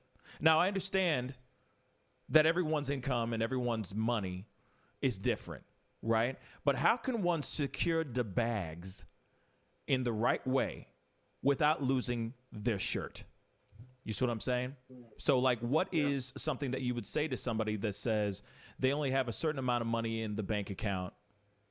How much would you say, what percentage is safe for them to invest into something, into real estate, stocks, whatever, AI, whatever? So I wouldn't say percentage. I would say once you have, like right now, sorry, I didn't mean to interrupt you, but like I'm saying right now, during the climate time that we're in right now, during this pandemic, what is a good percentage? What is a safe percentage to invest into whatever that will have a profitable return? All right. So I'm going to say this. Okay. Once you have 6 months of expenses in your bank, right? If you're an entrepreneur and a business owner, I would probably gravitate to maybe the 9 months or so. But once you have those expenses, you can live your day to day. I'm putting north of, and again, this is pending who you are, but I'm talking about younger people, I'm guessing, or maybe people a little bit more aggressive trying to max out on the market. Yeah. I'm putting at, 80% plus of my money into to work for me, period. Because again, money that's not making money is dead money. So if you have money in the bank, the only reason you would have that money in the bank is just for safety, just for emergency reserves. Yeah. Because every dollar that's in the bank is losing value every day just to inflation.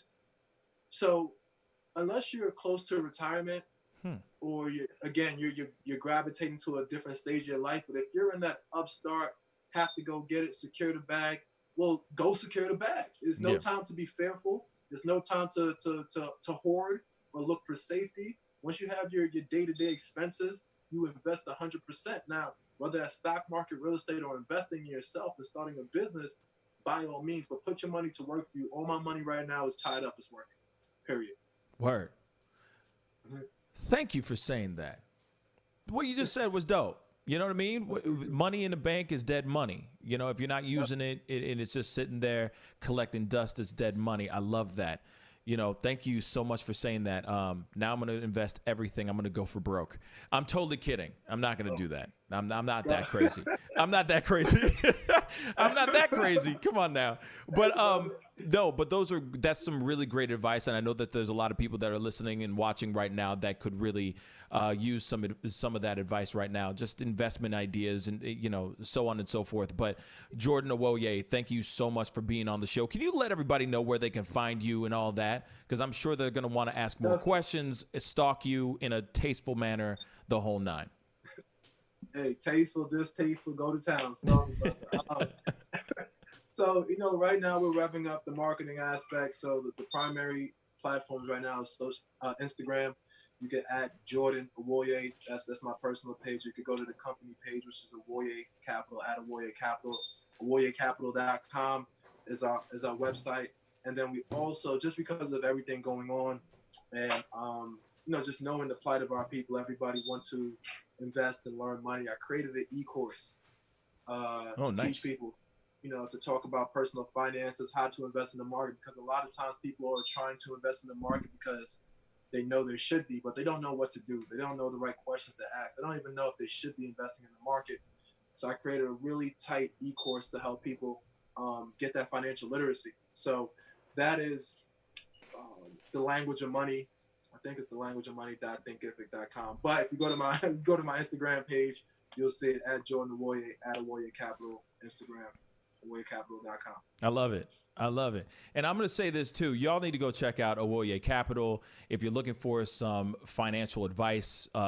You know, if you're just looking for a place that is for a company and a man that's going to be able to point you in the right direction on what you are interested in investing in, or what is the right time, what is the right thing to invest in, when is the right time to invest, how much you should be investing in, the whole nine, most definitely go check out Owoye Capital. And by the way, I'm just going to say this. You know, I met this dude like 6 months ago, all right, and he gave me this business card that was unbelievable.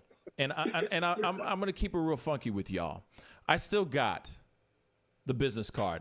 And I'm telling you right now, this thing is made out of metal. So you know this dude knows his things, okay? I'm telling you, y'all need to go check this dude out. I'm telling you, look at this. It's made out of metal. Go check him out. He ain't messing around, y'all. He's about his business, and he's all about securing what? The bags. Anyway, we got to go into a quick commercial break. Huge shout out to Jordan Owoye. Thank you for being on the show, my brother. Thank you for having me. Thank you for having me, brother. My pleasure, man. We'll be right back. This is the Pascal Show. Bye. Sex, money, power, respect. All of us in this community. All the good people different to me. Hey, take up your glass. The festival's crazy in the streets. Deception, the fakers, and leaks. Entertainers and trucking for tweakers and losing their seconds. Their loves are unique. All of us under surveillance. We wasn't feeling they made it. Half of them stumbling around and they faded. They live in the world that's degraded for people that's constantly hated. But you see how he makes these S's in his body right here? That's where he's hanging on, and then he's moving forward with the locomotion of his ribs. That is classic Missouri rat snake right there. I mean, so I'm gonna go ahead and grab him before he gets into a hole. Now, these snakes are not biters. They won't bite as long as you don't squeeze them. If you just stop them like this, it'll freeze them, and then you just gently pull them back. As long as you don't squeeze them, they won't bite.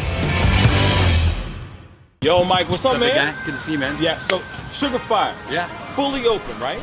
Yeah, we're pretty much open. So you can't sit inside yet. Monday you can sit inside a little bit. We'll have 25% of the tables inside, and then we're letting it rip outside. So I know that there's a lot of people really concerned about staying safe and all that. No, so what are you guys doing in regards to that? Well, we have extra people to clean and rub everything down all the time. Everybody inside's wearing masks. And we have those little stickers on the ground so everyone can stay 6 feet apart. Right on. The tables are all spaced out, inside and outside. Sugar Fire, open in full effect right now. They're staying healthy, they're staying clean. Go get you a rack of ribs. Sugar Fire, open right now. Thanks.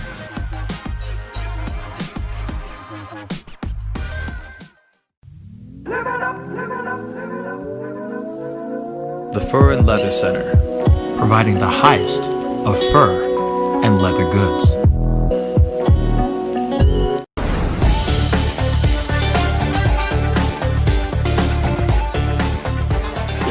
I'm sorry, I can't make this interview boring because this man is too exciting as a host.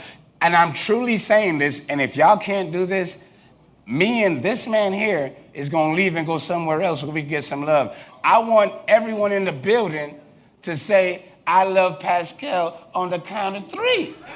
1, 2, 3. Wow.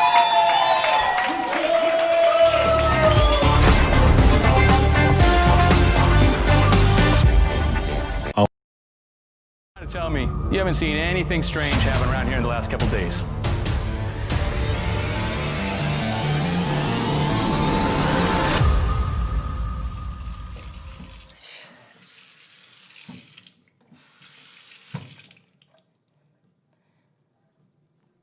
Son of a bitch.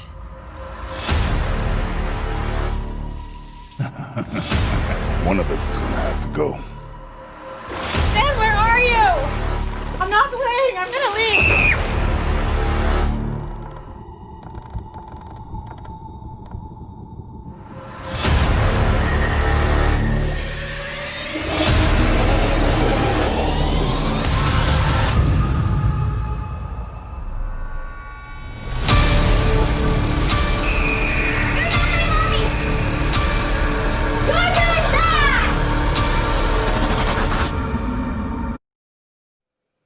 Welcome back, guys. Thank you guys so much for tuning in. Like I always say, if this is your first time checking out this show, crush that subscribe button. That would really, really mean a lot. Anyway, we got to get into this conversation. You know, we got to go into some more of the news because there's a lot of things that are going on in the world. There's a lot of wacky things that are going on in the world. So I'm going to throw it over to Tom and, what's going on? What kind of wacky news do you have for us today? Yeah, I've got some wacky news for us for this Wacky Wednesday. Well, we've all had crazy breakups and exes that have maybe been a little overbearing afterwards. Yeah. Well, a woman in China seems to have kind of taken this to the next level. She was upset because she said she spent 3 days crying about her breakup and was upset that her ex-boyfriend had not shed one tear. So she sent him 1,000 kilograms of onions.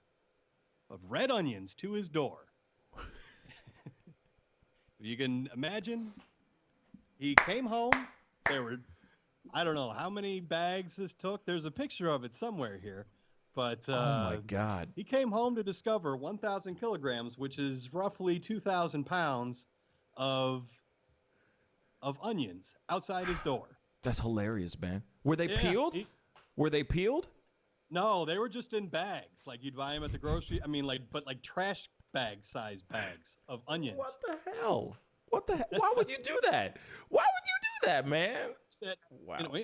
Onions make you cry. She was mad that he wasn't crying, so she sent him. That is weird. 1,000 kilograms of onions. That is weird. Speaking to a local reporter, the man said he had broken up with the woman because of her quote unquote over-the-top behavior. Which I guess you can kind of see. No kidding. That's genius. Wow.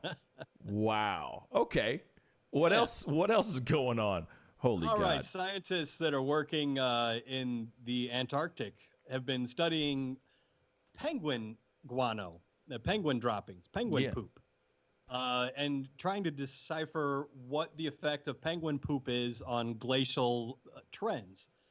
Because penguin poop emits nitrous oxide because of the fish krill they eat is high in nitrogen. When they poop it out, and as it begins to deteriorate, it turns to nitrous oxide, which is a greenhouse gas, which can cause, to some degree, glacial erosion, which it's not a huge problem, and it's not like it's not like man-made greenhouse gases. Right. But long story short, the people that were following this, as you all might know, nitrous oxide is laughing gas. It's what you get when you go to the dentist to calm you down. So these scientists working from the University of Copenhagen began to feel that they were getting a little high. They were getting headaches. They were feeling dizzy, nauseous. And this is, they said that this is way stronger than not that any of us have ever done this before, certainly not myself, but nitrous crackers that you would get to have some fun with. They say this is much, much stronger than that because it also contains sulfide or hydrogen sulfide and other gases. So people were getting really high. So if you meet a person that studies penguin poop, I mean, you got to be a little crazy to study penguin poop to begin with. Mm-hmm. But yes, these people are being exposed to huge amounts of nitrous oxide. They're just getting high as hell. They're getting high. That's hilarious. But let's go back to the root of the story really quick. Why? Why would they want to go? Who in their right mind said, we got to investigate penguin poop? We have to look at penguin excrement. We need to look into it because something's not right. Especially the fact that it's they're eating this fish that has nitric oxide and like, who does that? Who wants to investigate and do a deep dive into penguin poop? Mm-hmm. That's the weirdest thing I've ever heard. You're already high. You clearly are already high when you say, man, we got to look into this penguin poop, man. We got to look into this penguin poop. You know what I mean? Thanks, Jack. Thank you so much. There yes. Gotta love it. Hey. Yeah, but that's interesting. What else is going on? All right. Well, a design firm working out of California has come up with a new suit that will allow concert goers and club goers to dance without social distancing. Now, I don't know if we have a picture of that, but what? It sort of looks like a little Daft Punk kind of. Let me it has look to be this seen up. to be believed. This thing. Yeah, let me see. It contains clip-on pouches or clip-on parts for so you can drink without taking off the mask that it comes with.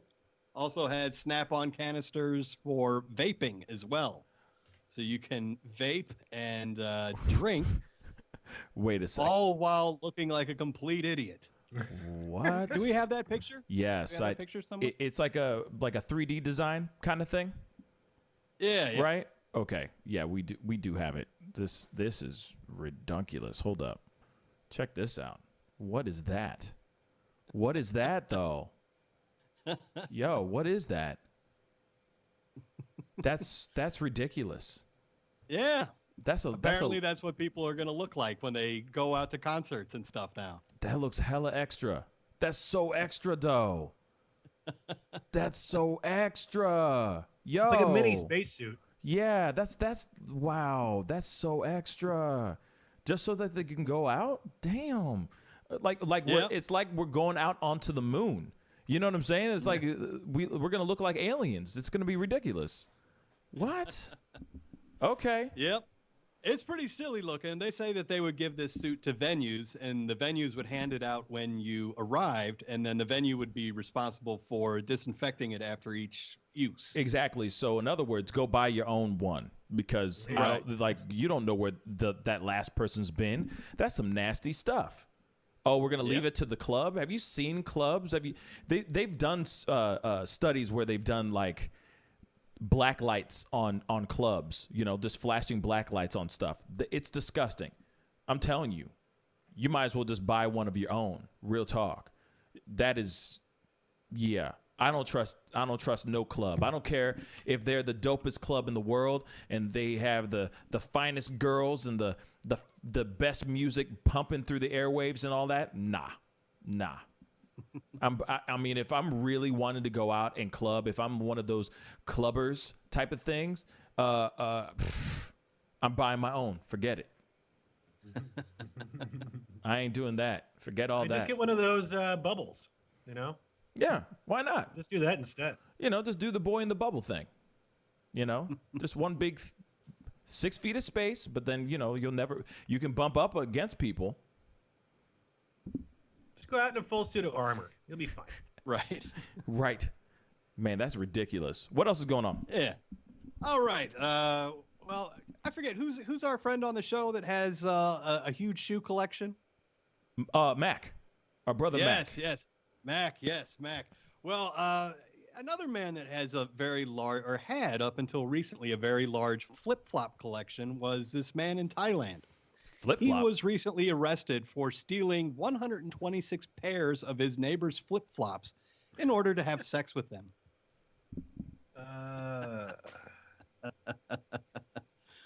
Sounds like he's got a lot of soul.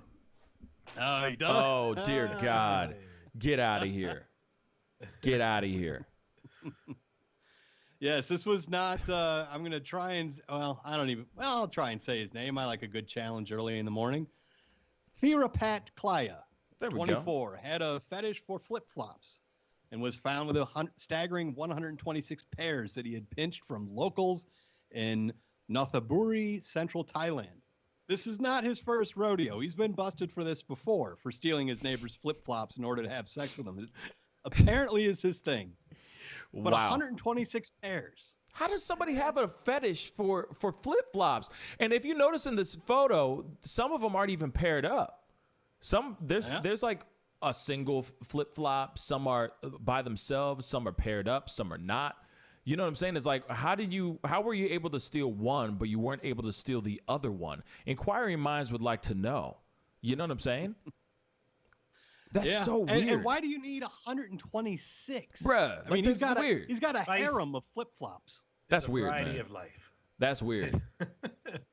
Yeah. What else is going on? Ooh, is that a Birkenstock? Ugh. I would imagine Birkenstocks would be the smelliest of the flip-flops. Right. Yeah. What else is going on? All right. How much mac and cheese do you guys think you could eat in a sitting? I mean, quite a bit. Decent. I mean, a pound maybe. A pound? I could. I love mac and cheese. So like a pound, Pascal? I could say I could say a pound. Yeah. If I'm So really not hungry, 40 sure. Not 40,000 pounds then. Hail to the no. What? Okay, because that's how much a semi spilled on a highway outside Nashville. A semi overturned in Nashville, spilling 40,000 pounds of mac and cheese across the highway, leading to a large cleanup operation. Wow. Yeah. Why would they? Why were they? What was it being transported for? Like, who was it for?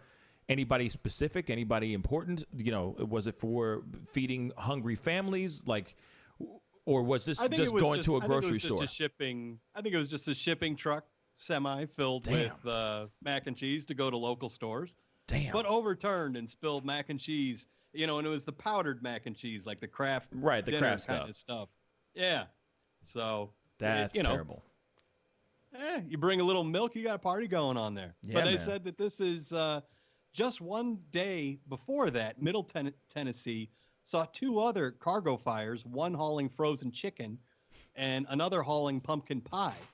So if you're looking for like something to pay out, if you're hungry, if you're like trying to eat on a budget these days, go hang out on a highway in Tennessee.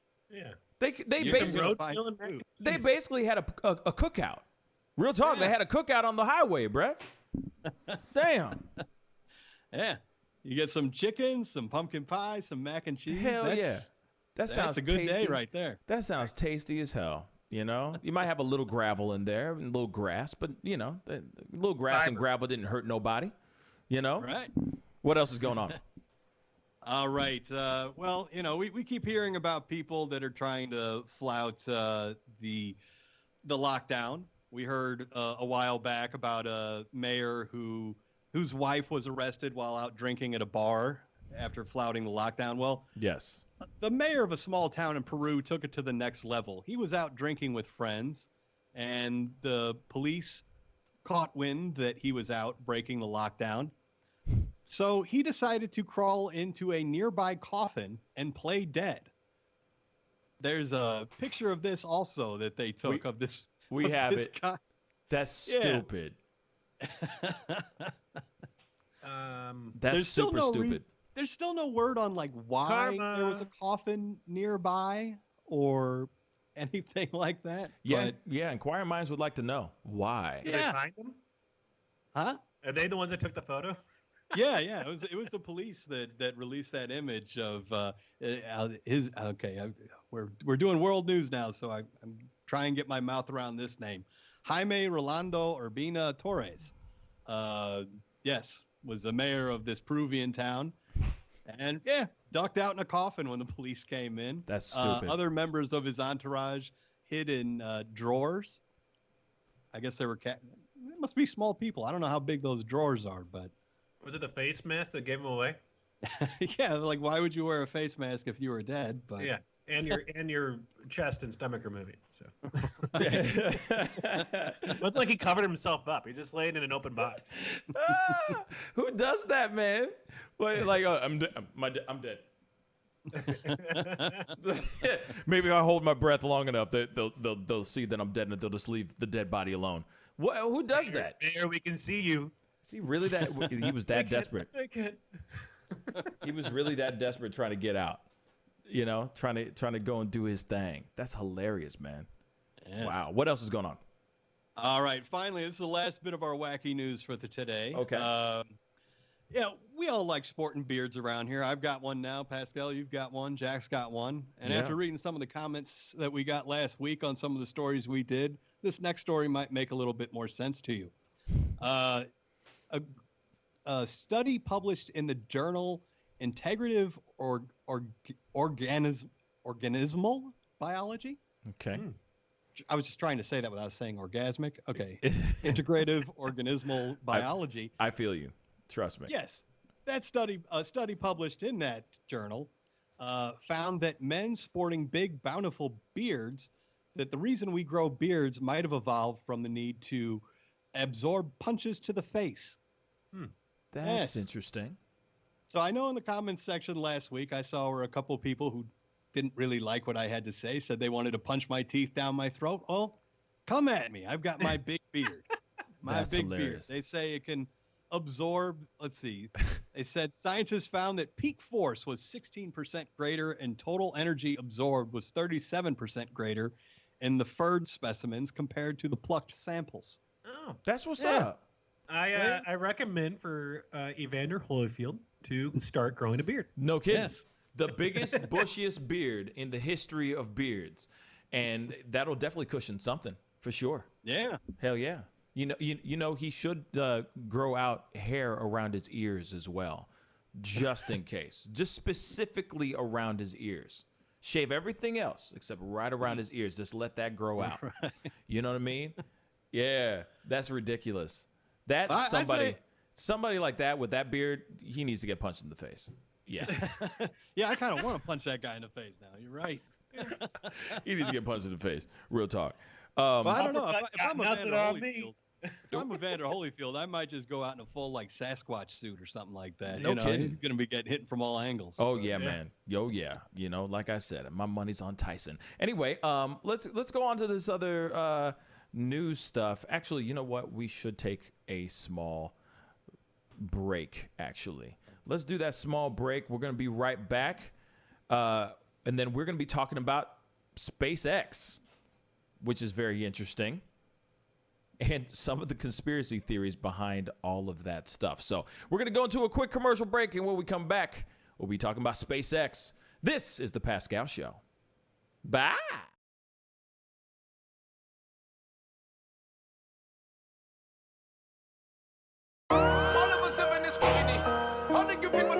Sex, money, power, respect. All of us have in this community. All the make you people different to me. Take up in glass. The festival's crazy in the streets. Deception, the fakers and leaks. Entertainers and trucking for tweakers and losing their seconds. Their loves are unique. All of us under surveillance. We wasn't feeling they made it. Half of them stolen the road and they faded. They live in the world that's degraded for people that's constantly hated. But you see how he makes these S's in his body right here? That's where he's hanging on, and then he's moving forward with the locomotion of his ribs. That is classic Missouri rat snake right there. I mean, so I'm gonna go ahead and grab him before he gets into a hole. Now, these snakes are not biters. They won't bite as long as you don't squeeze them. If you just stop them like this, it'll freeze them, and then you just gently pull them back. As long as you don't squeeze them, they won't bite. Yo, Mike, what's up, man? Guy? Good to see you, man. Yeah, so Sugar Fire. Yeah. Fully open, right? Yeah, we're pretty much open. So you can't sit inside yet. Monday you can sit inside a little bit. We'll have 25% of the tables inside, and then we're letting it rip outside. So I know that there's a lot of people really concerned about staying safe and all of that. No, so what are you guys doing in regards to that? Well, and we have extra people to clean and rub everything down all the time. Everybody inside's wearing masks. And we have little stickers on the ground so everyone can stay 6 feet apart. Right on. The tables are all spaced out, inside and outside. Sugar Fire, open in full effect right now. They're staying healthy, they're staying clean. Go get you a rack of ribs. Sugar Fire, open right now. Thanks.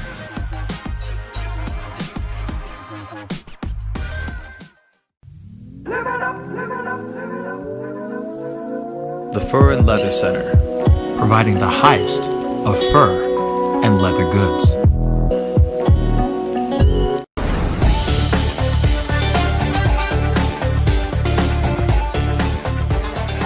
I'm sorry, I can't make this interview boring because this man is too exciting as a host. And I'm truly saying this, and if y'all can't do this, me and this man here is gonna leave and go somewhere else where we can get some love. I want everyone in the building to say, I love Pascal on the count of 3. 1, 2, 3. Wow.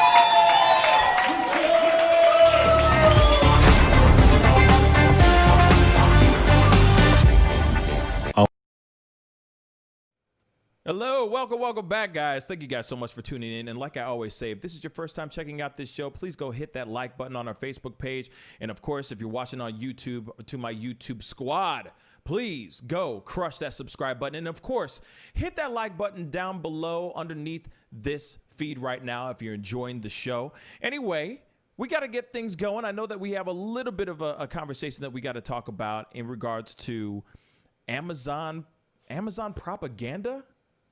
Tom, speak on it. All right. Well, during these times with the COVID outbreak, we're all sort of relying on local news to keep us informed of safety and what's going on in the world. Amazon has come under fire recently for sending out a PR segment that they sent to local news outlets that they wanted to have masquerade as actual news. This is a video that's scripted by Amazon, written by Amazon's public relations team, narrated by an Amazon employee in order to tout the safety measures they're taking at their warehouses across the country and across the world right now. This video, obviously people are concerned about the safety of their workers. Many of the Amazon workers have said that the safety is, the safety is not really being taken as seriously as it should be in the warehouses.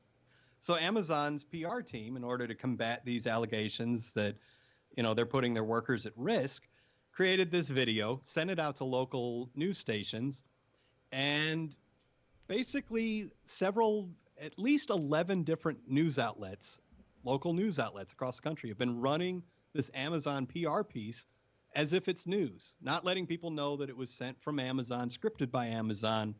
It's basically an advertisement that they've put on local news. Interesting. These kind of things have been happening more and more.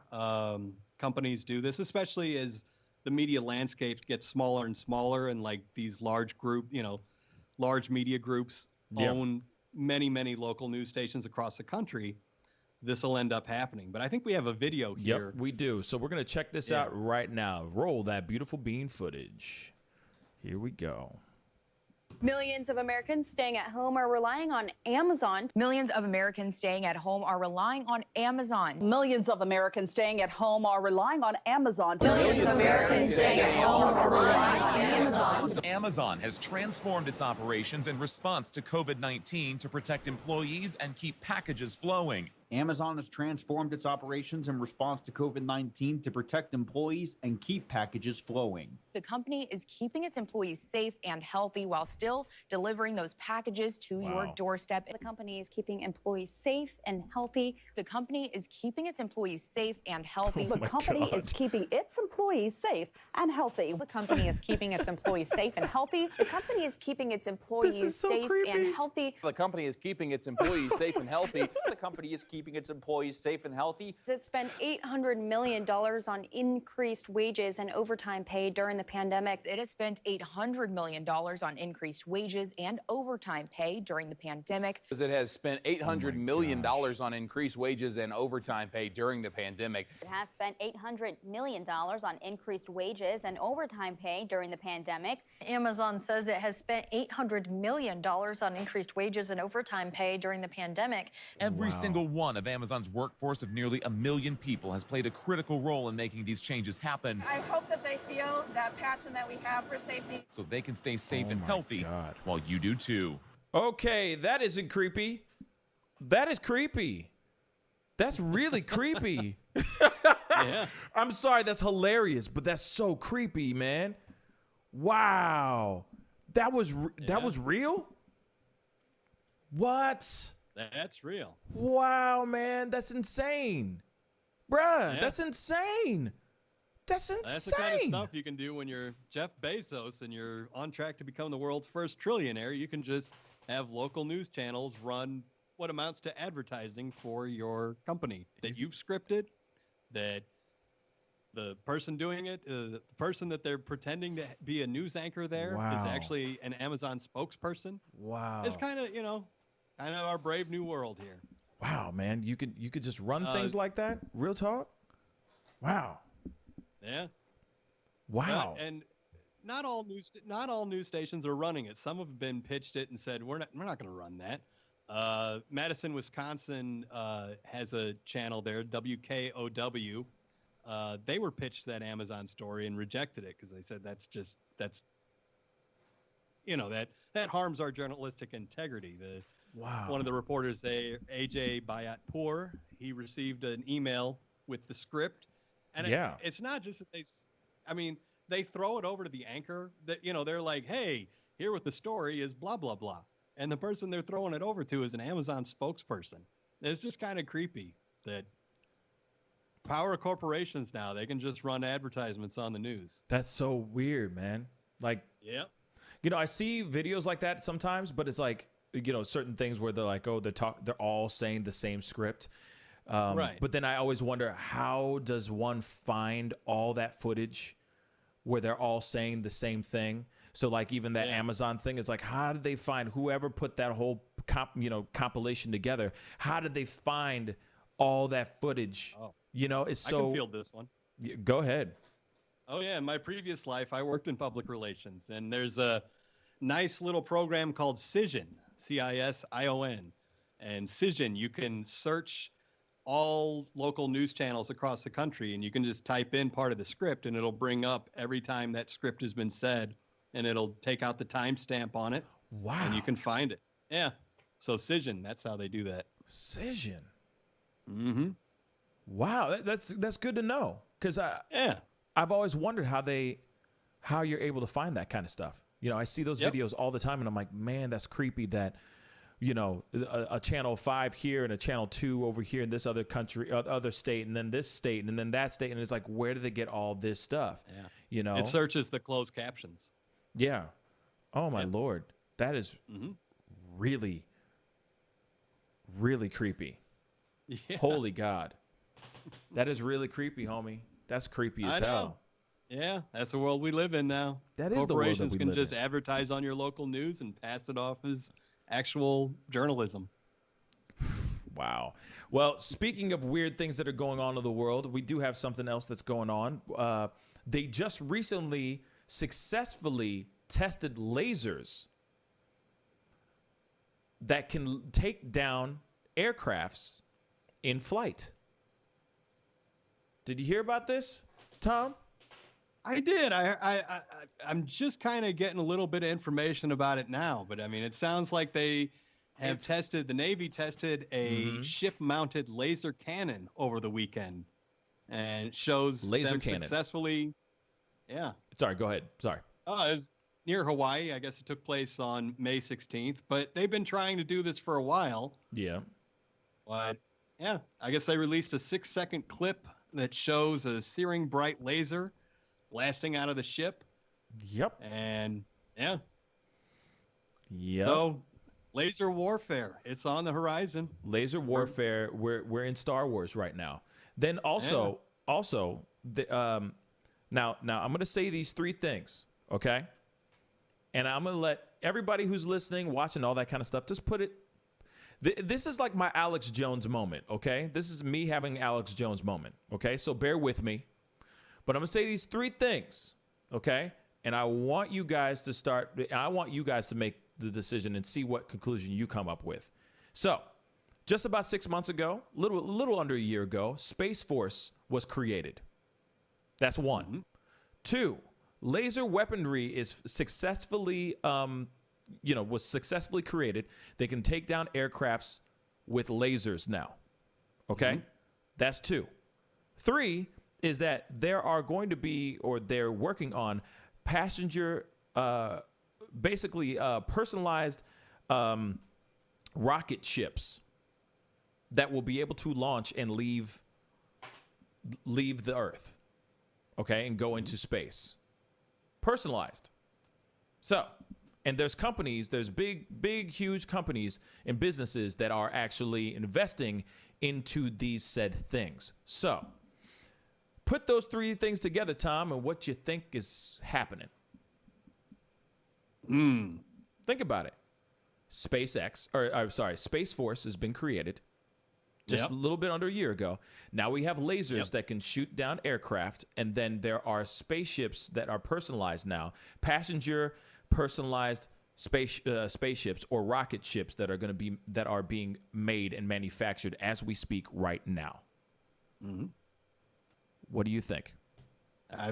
Laser warfare in orbit? I don't know. Okay. Like I said, Alex Jones moment for me. Possible alien warfare? You also got to remember there was UFO footage that was leaked out or just taken out, put out by the Pentagon. So there's footage of UFOs. UFO confirmed UFO sightings all over the place, right? So we're seeing UFO footage. We're seeing Space Force created. We're seeing lasers, successful shooting lasers like Star Wars type stuff, and personalized rocket ships. What you think? Possibly. I mean that's my only assumption. I mean, you're putting these things out.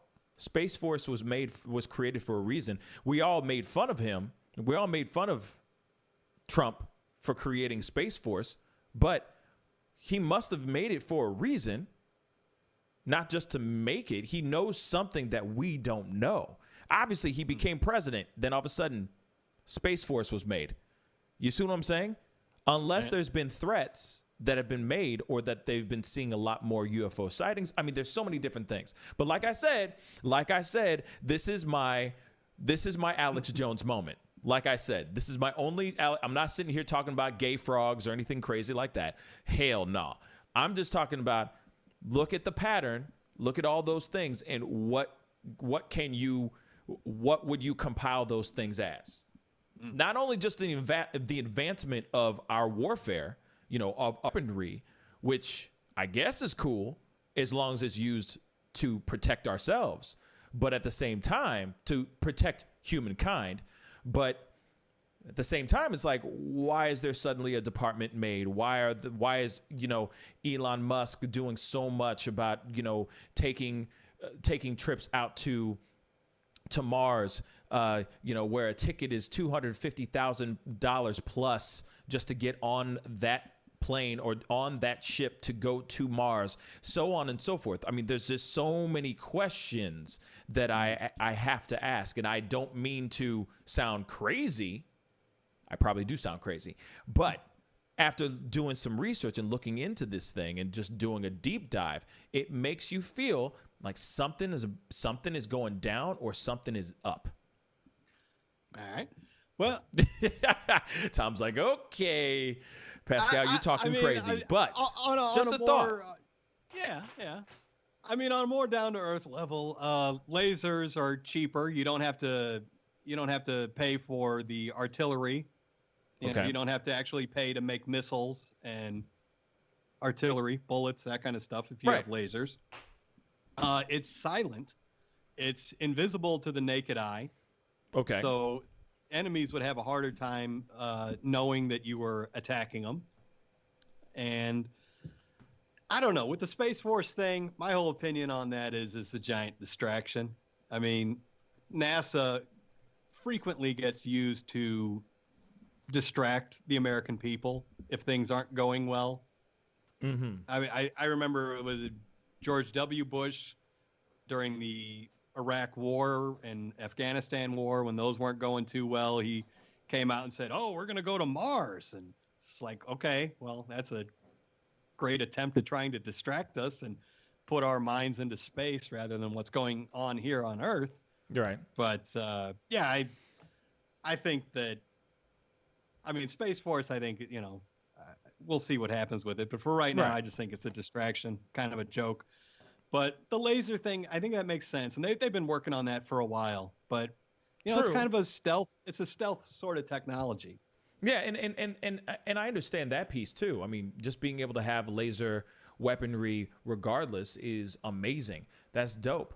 To a certain extent, I could see it turning into something very bad because, now you can shoot anything from anywhere in a way.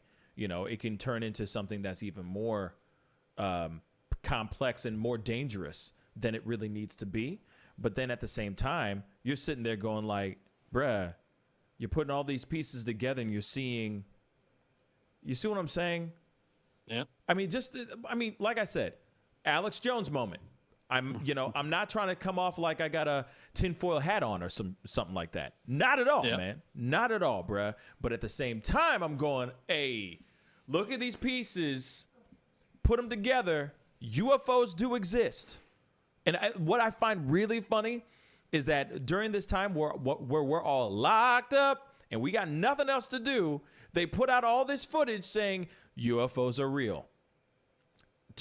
And now we're going, holy crap, UFOs are real. But the thing is no one's batting an eye to it. They're just like, okay. But then these lasers that have come out, real ting, man. A real ting. Now, I get it. Outside of just aliens and stuff, they're just trying out new weaponry, which is great, which is cool. Mm-hmm. But at the same time, you got footage of UFOs coming out from the Pentagon. You got lasers being tested and being successful. You got scientists saying that there's another dimension, another realm, another dimension where time is going backwards and stuff. I'm just saying, like, there's so many things right now that are coming out that seem very odd to me. You know what I'm saying? So, like I said, the cynic in me just thinks that some of these stories, the UFO thing, I mean, I think some people are under, some scientists say that they're more than likely are drones. That was drone technology, but I don't know. But they'll always to say release something like that information during the shutdown when people are being furloughed and are getting restless. I think it's a distraction. That's my personal opinion, but okay. Well, I mean, they can always say that it's a drone. They can always say that this stuff is, like the UFOs that they're seeing are drones. Sure, they can say that all the time. They can say that all day, every day. But at the same time, it just seems odd. Just seems odd. You know, like all this stuff is coming out almost basically at the same time. Now I'm going, okay, what could the U.S. be preparing for? They must be preparing for something. Just seems a little odd. Like I said, Alex Jones moment, you know, I'll eat them. I'll eat my neighbors. Thought about it. I don't care. You know what I mean? That's my Alex Jones moment. So I apologize. I apologize. I apologize. But definitely, anybody, please comment down below. Let me know what you think, because like I said, I'm just piecing things together and I'm going, okay, hey, they've said crazier things. They've said crazier things, my brother. So you never know. You know what I mean? Well, I wish they'd take some of the money they got on perfecting laser technology and maybe put that towards universal health care or, you know, early childhood education, you know, that kind of stuff. But that's just me. Wow. This is some breaking news. I'm going to read this out loud right now, so bear with me.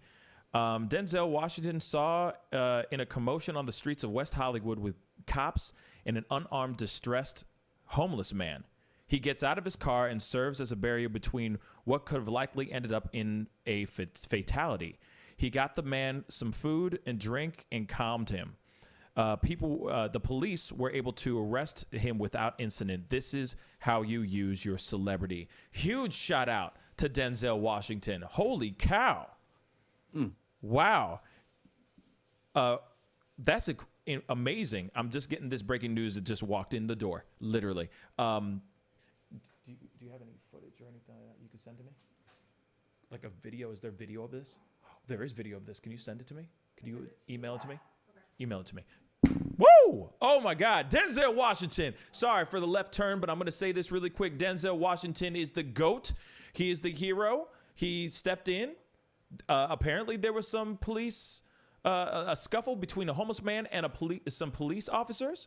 Obviously, I'm just saying this from what I gathered in that little blurb.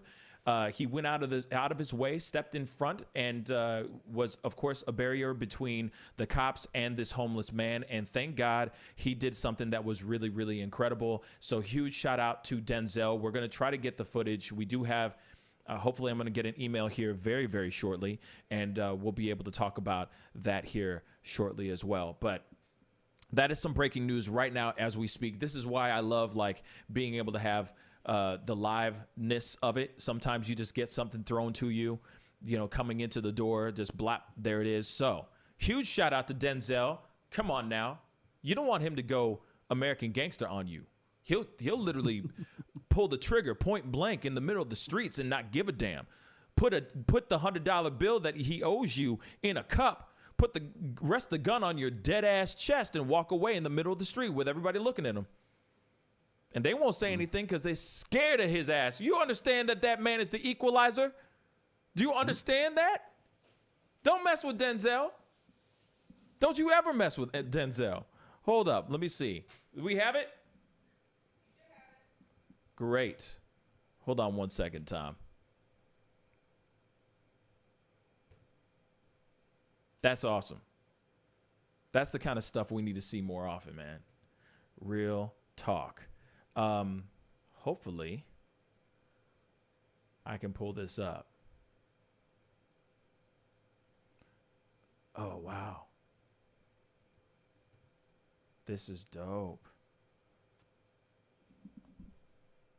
Hold on one second.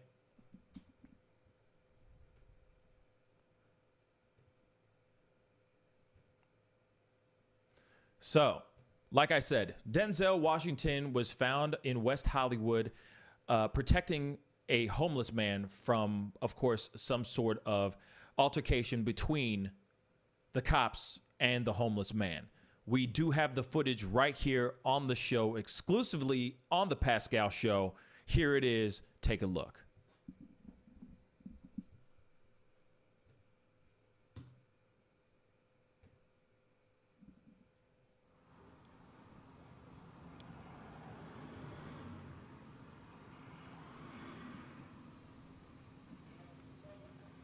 Wow. And Denzel's just doing everything he can to just talk about it, talk it over. That's what's up.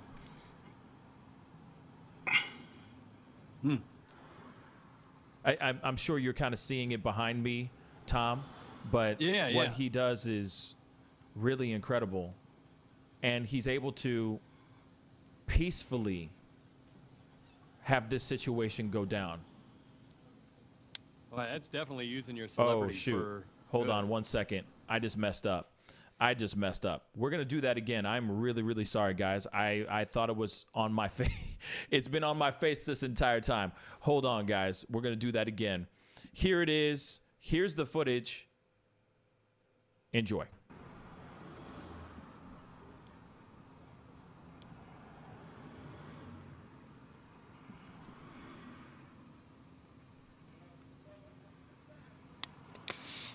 So,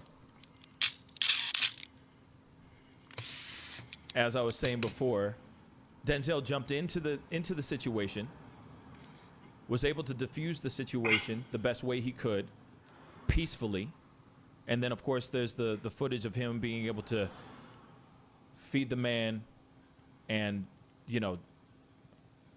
do this whole thing, and of course defuse the situation without it turning into something much, much worse. And there's only a few more seconds of this, but this is pretty amazing footage. Of course, they end up arresting the man, of course, but then he goes and gives him some food, some water, something to drink, and of course the homeless man got arrested, but still at the end of the day, that is some amazing stuff, and that's how it should be done, guys. That's how it should be done, Man, Denzel. I mean, thank you, Tom. Thank you for agreeing with me. Yeah. I mean, he doesn't have to do that. I mean, he's Denzel Washington. He really doesn't have to. But especially during all this coronavirus stuff, you don't want to be getting close to people. But you know what? He did it right. He had a mask on. Yeah. He comforted the man. But I'll say this though too. He is very lucky because he has celebrity. He has his name. People know him as Denzel Washington. So he can walk anywhere and pretty much say, hey, and say what he needs to say, and everyone's going to shut up because he's Denzel. Now, any other person, he is a rare commodity. He is a rare situation because he's Denzel Washington. If it was just Joe Blow that walked up and said, hey, guys, come on. For a fact, that guy would have been eating concrete. For a fact, his face would be on the ground, all that stuff, arrested because he's trying to, escalate the situation. But the fact that it is Denzel Washington, I'm sure, I'm only assuming because we're only seeing a little bit of a video of him being so dope and so heroic. But I'm sure he put his mask down, said, hey, I'm Denzel Washington. I'm just saying, hey, guys, come on. Let's diffuse the situation. Let's not have this argument right now like this. Let's do this the right way. Just arrest the guy, do what you need to do. But first, let me make sure he has a sandwich and something to drink. Yeah. But he also is Denzel. If it was me, if it was you, Tom, if it was anybody else, we would have been arrested. For sure. More than likely, yep. So I'm really happy that he was able to utilize his celebrity in that way for the good.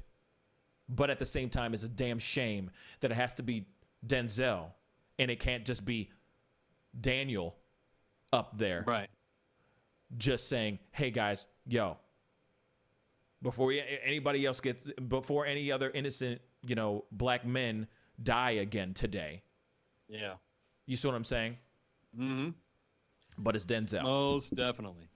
And also, I mean, this guy, the homeless man, sounded like he was in some distress. Sounded like he was having a bit of an episode. Yeah. So, also, it's another thing where it's Denzel Washington, and the homeless man is probably like, oh, holy cow, it's Denzel Washington. Look at that.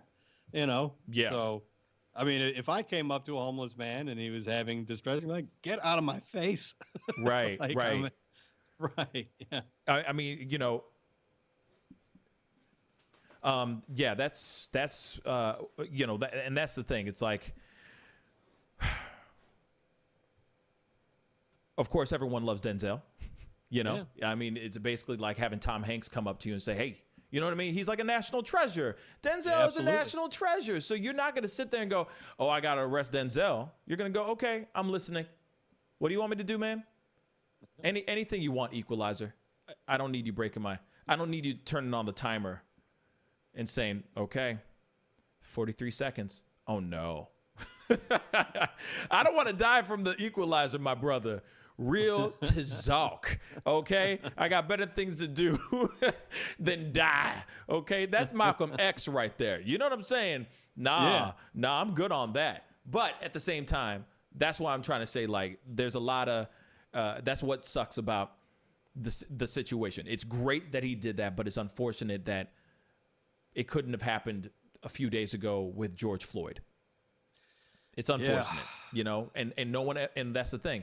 Other people, there were plenty other people out there saying, hey, yo, get off of George's neck. He can't breathe. If only Denzel was there saying something, maybe the situation would have been different, you know? Yeah. Anything's possible. Or you also got to remember this too. Maybe because of the recent tension of George Floyd, the police officers were actually able to listen to Denzel instead of going after both of them. And said, hey, you know what? You're right. We don't need any more bad altercations happening where people result in death. Yeah. And we're also making assumptions here that the police would have escalated the situation. We don't know if these police were that's very true. You know, looking for blood. They might have been trying to help the man as well. I mean, that's very, very true. But it's good that Denzel was there and calmed the man down. It sounded like he was very helpful. And kind of soothing the situation. So absolutely. You know, there's a reason that guy's a national treasure, and this is certainly one more big reason why. Yep, absolutely. Absolutely. But anyway, you know what? It's about that time. We got to wrap this bad boy up. Tom, thank you so much for being on today. Jack, he was here, but now he's not anymore. But, you know, I'm glad that we were able to have him on for the time that we did have him on. But of course, you know, I'll be back on tonight at 7 p.m. Central Standard Time. Definitely come on in, be a part of the conversation. There's a lot of other things we haven't talked about yet, but we will be talking about those things for sure today.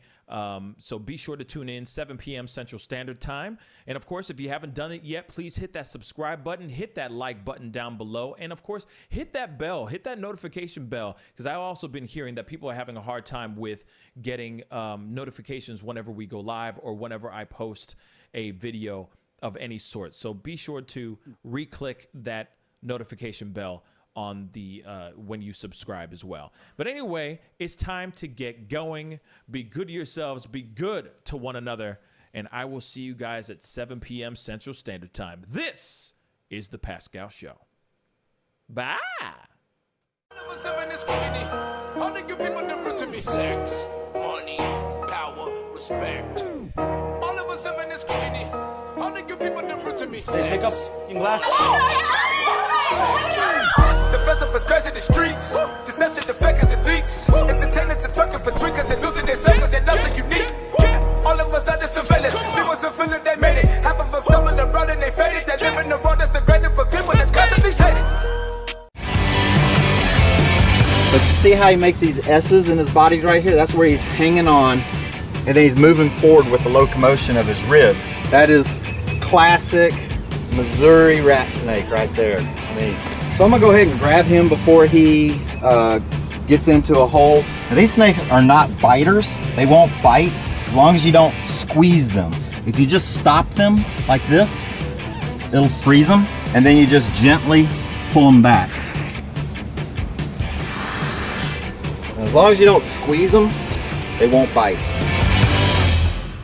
Yo, Mike, what's up, man? Guy? Good to see you, man. Yeah, so Sugar Fire. Yeah. Fully open, right? Yeah, we're pretty much open. So you can't sit inside yet. Monday you can sit inside a little bit. We'll have 25% of the tables inside, and then we're letting it rip outside. So I know that there's a lot of people really concerned about staying safe and all that. No, so what are you guys doing in regards to that? Well, we have extra people to clean and rub everything down all the time. Everybody inside's wearing masks. And we have little stickers on the ground so everyone can stay 6 feet apart. Right on. The tables are all spaced out, inside and outside. Sugar Fire, open in full effect right now. They're staying healthy, they're staying clean. Go get you a rack of ribs. Sugar Fire, open right now. Thanks.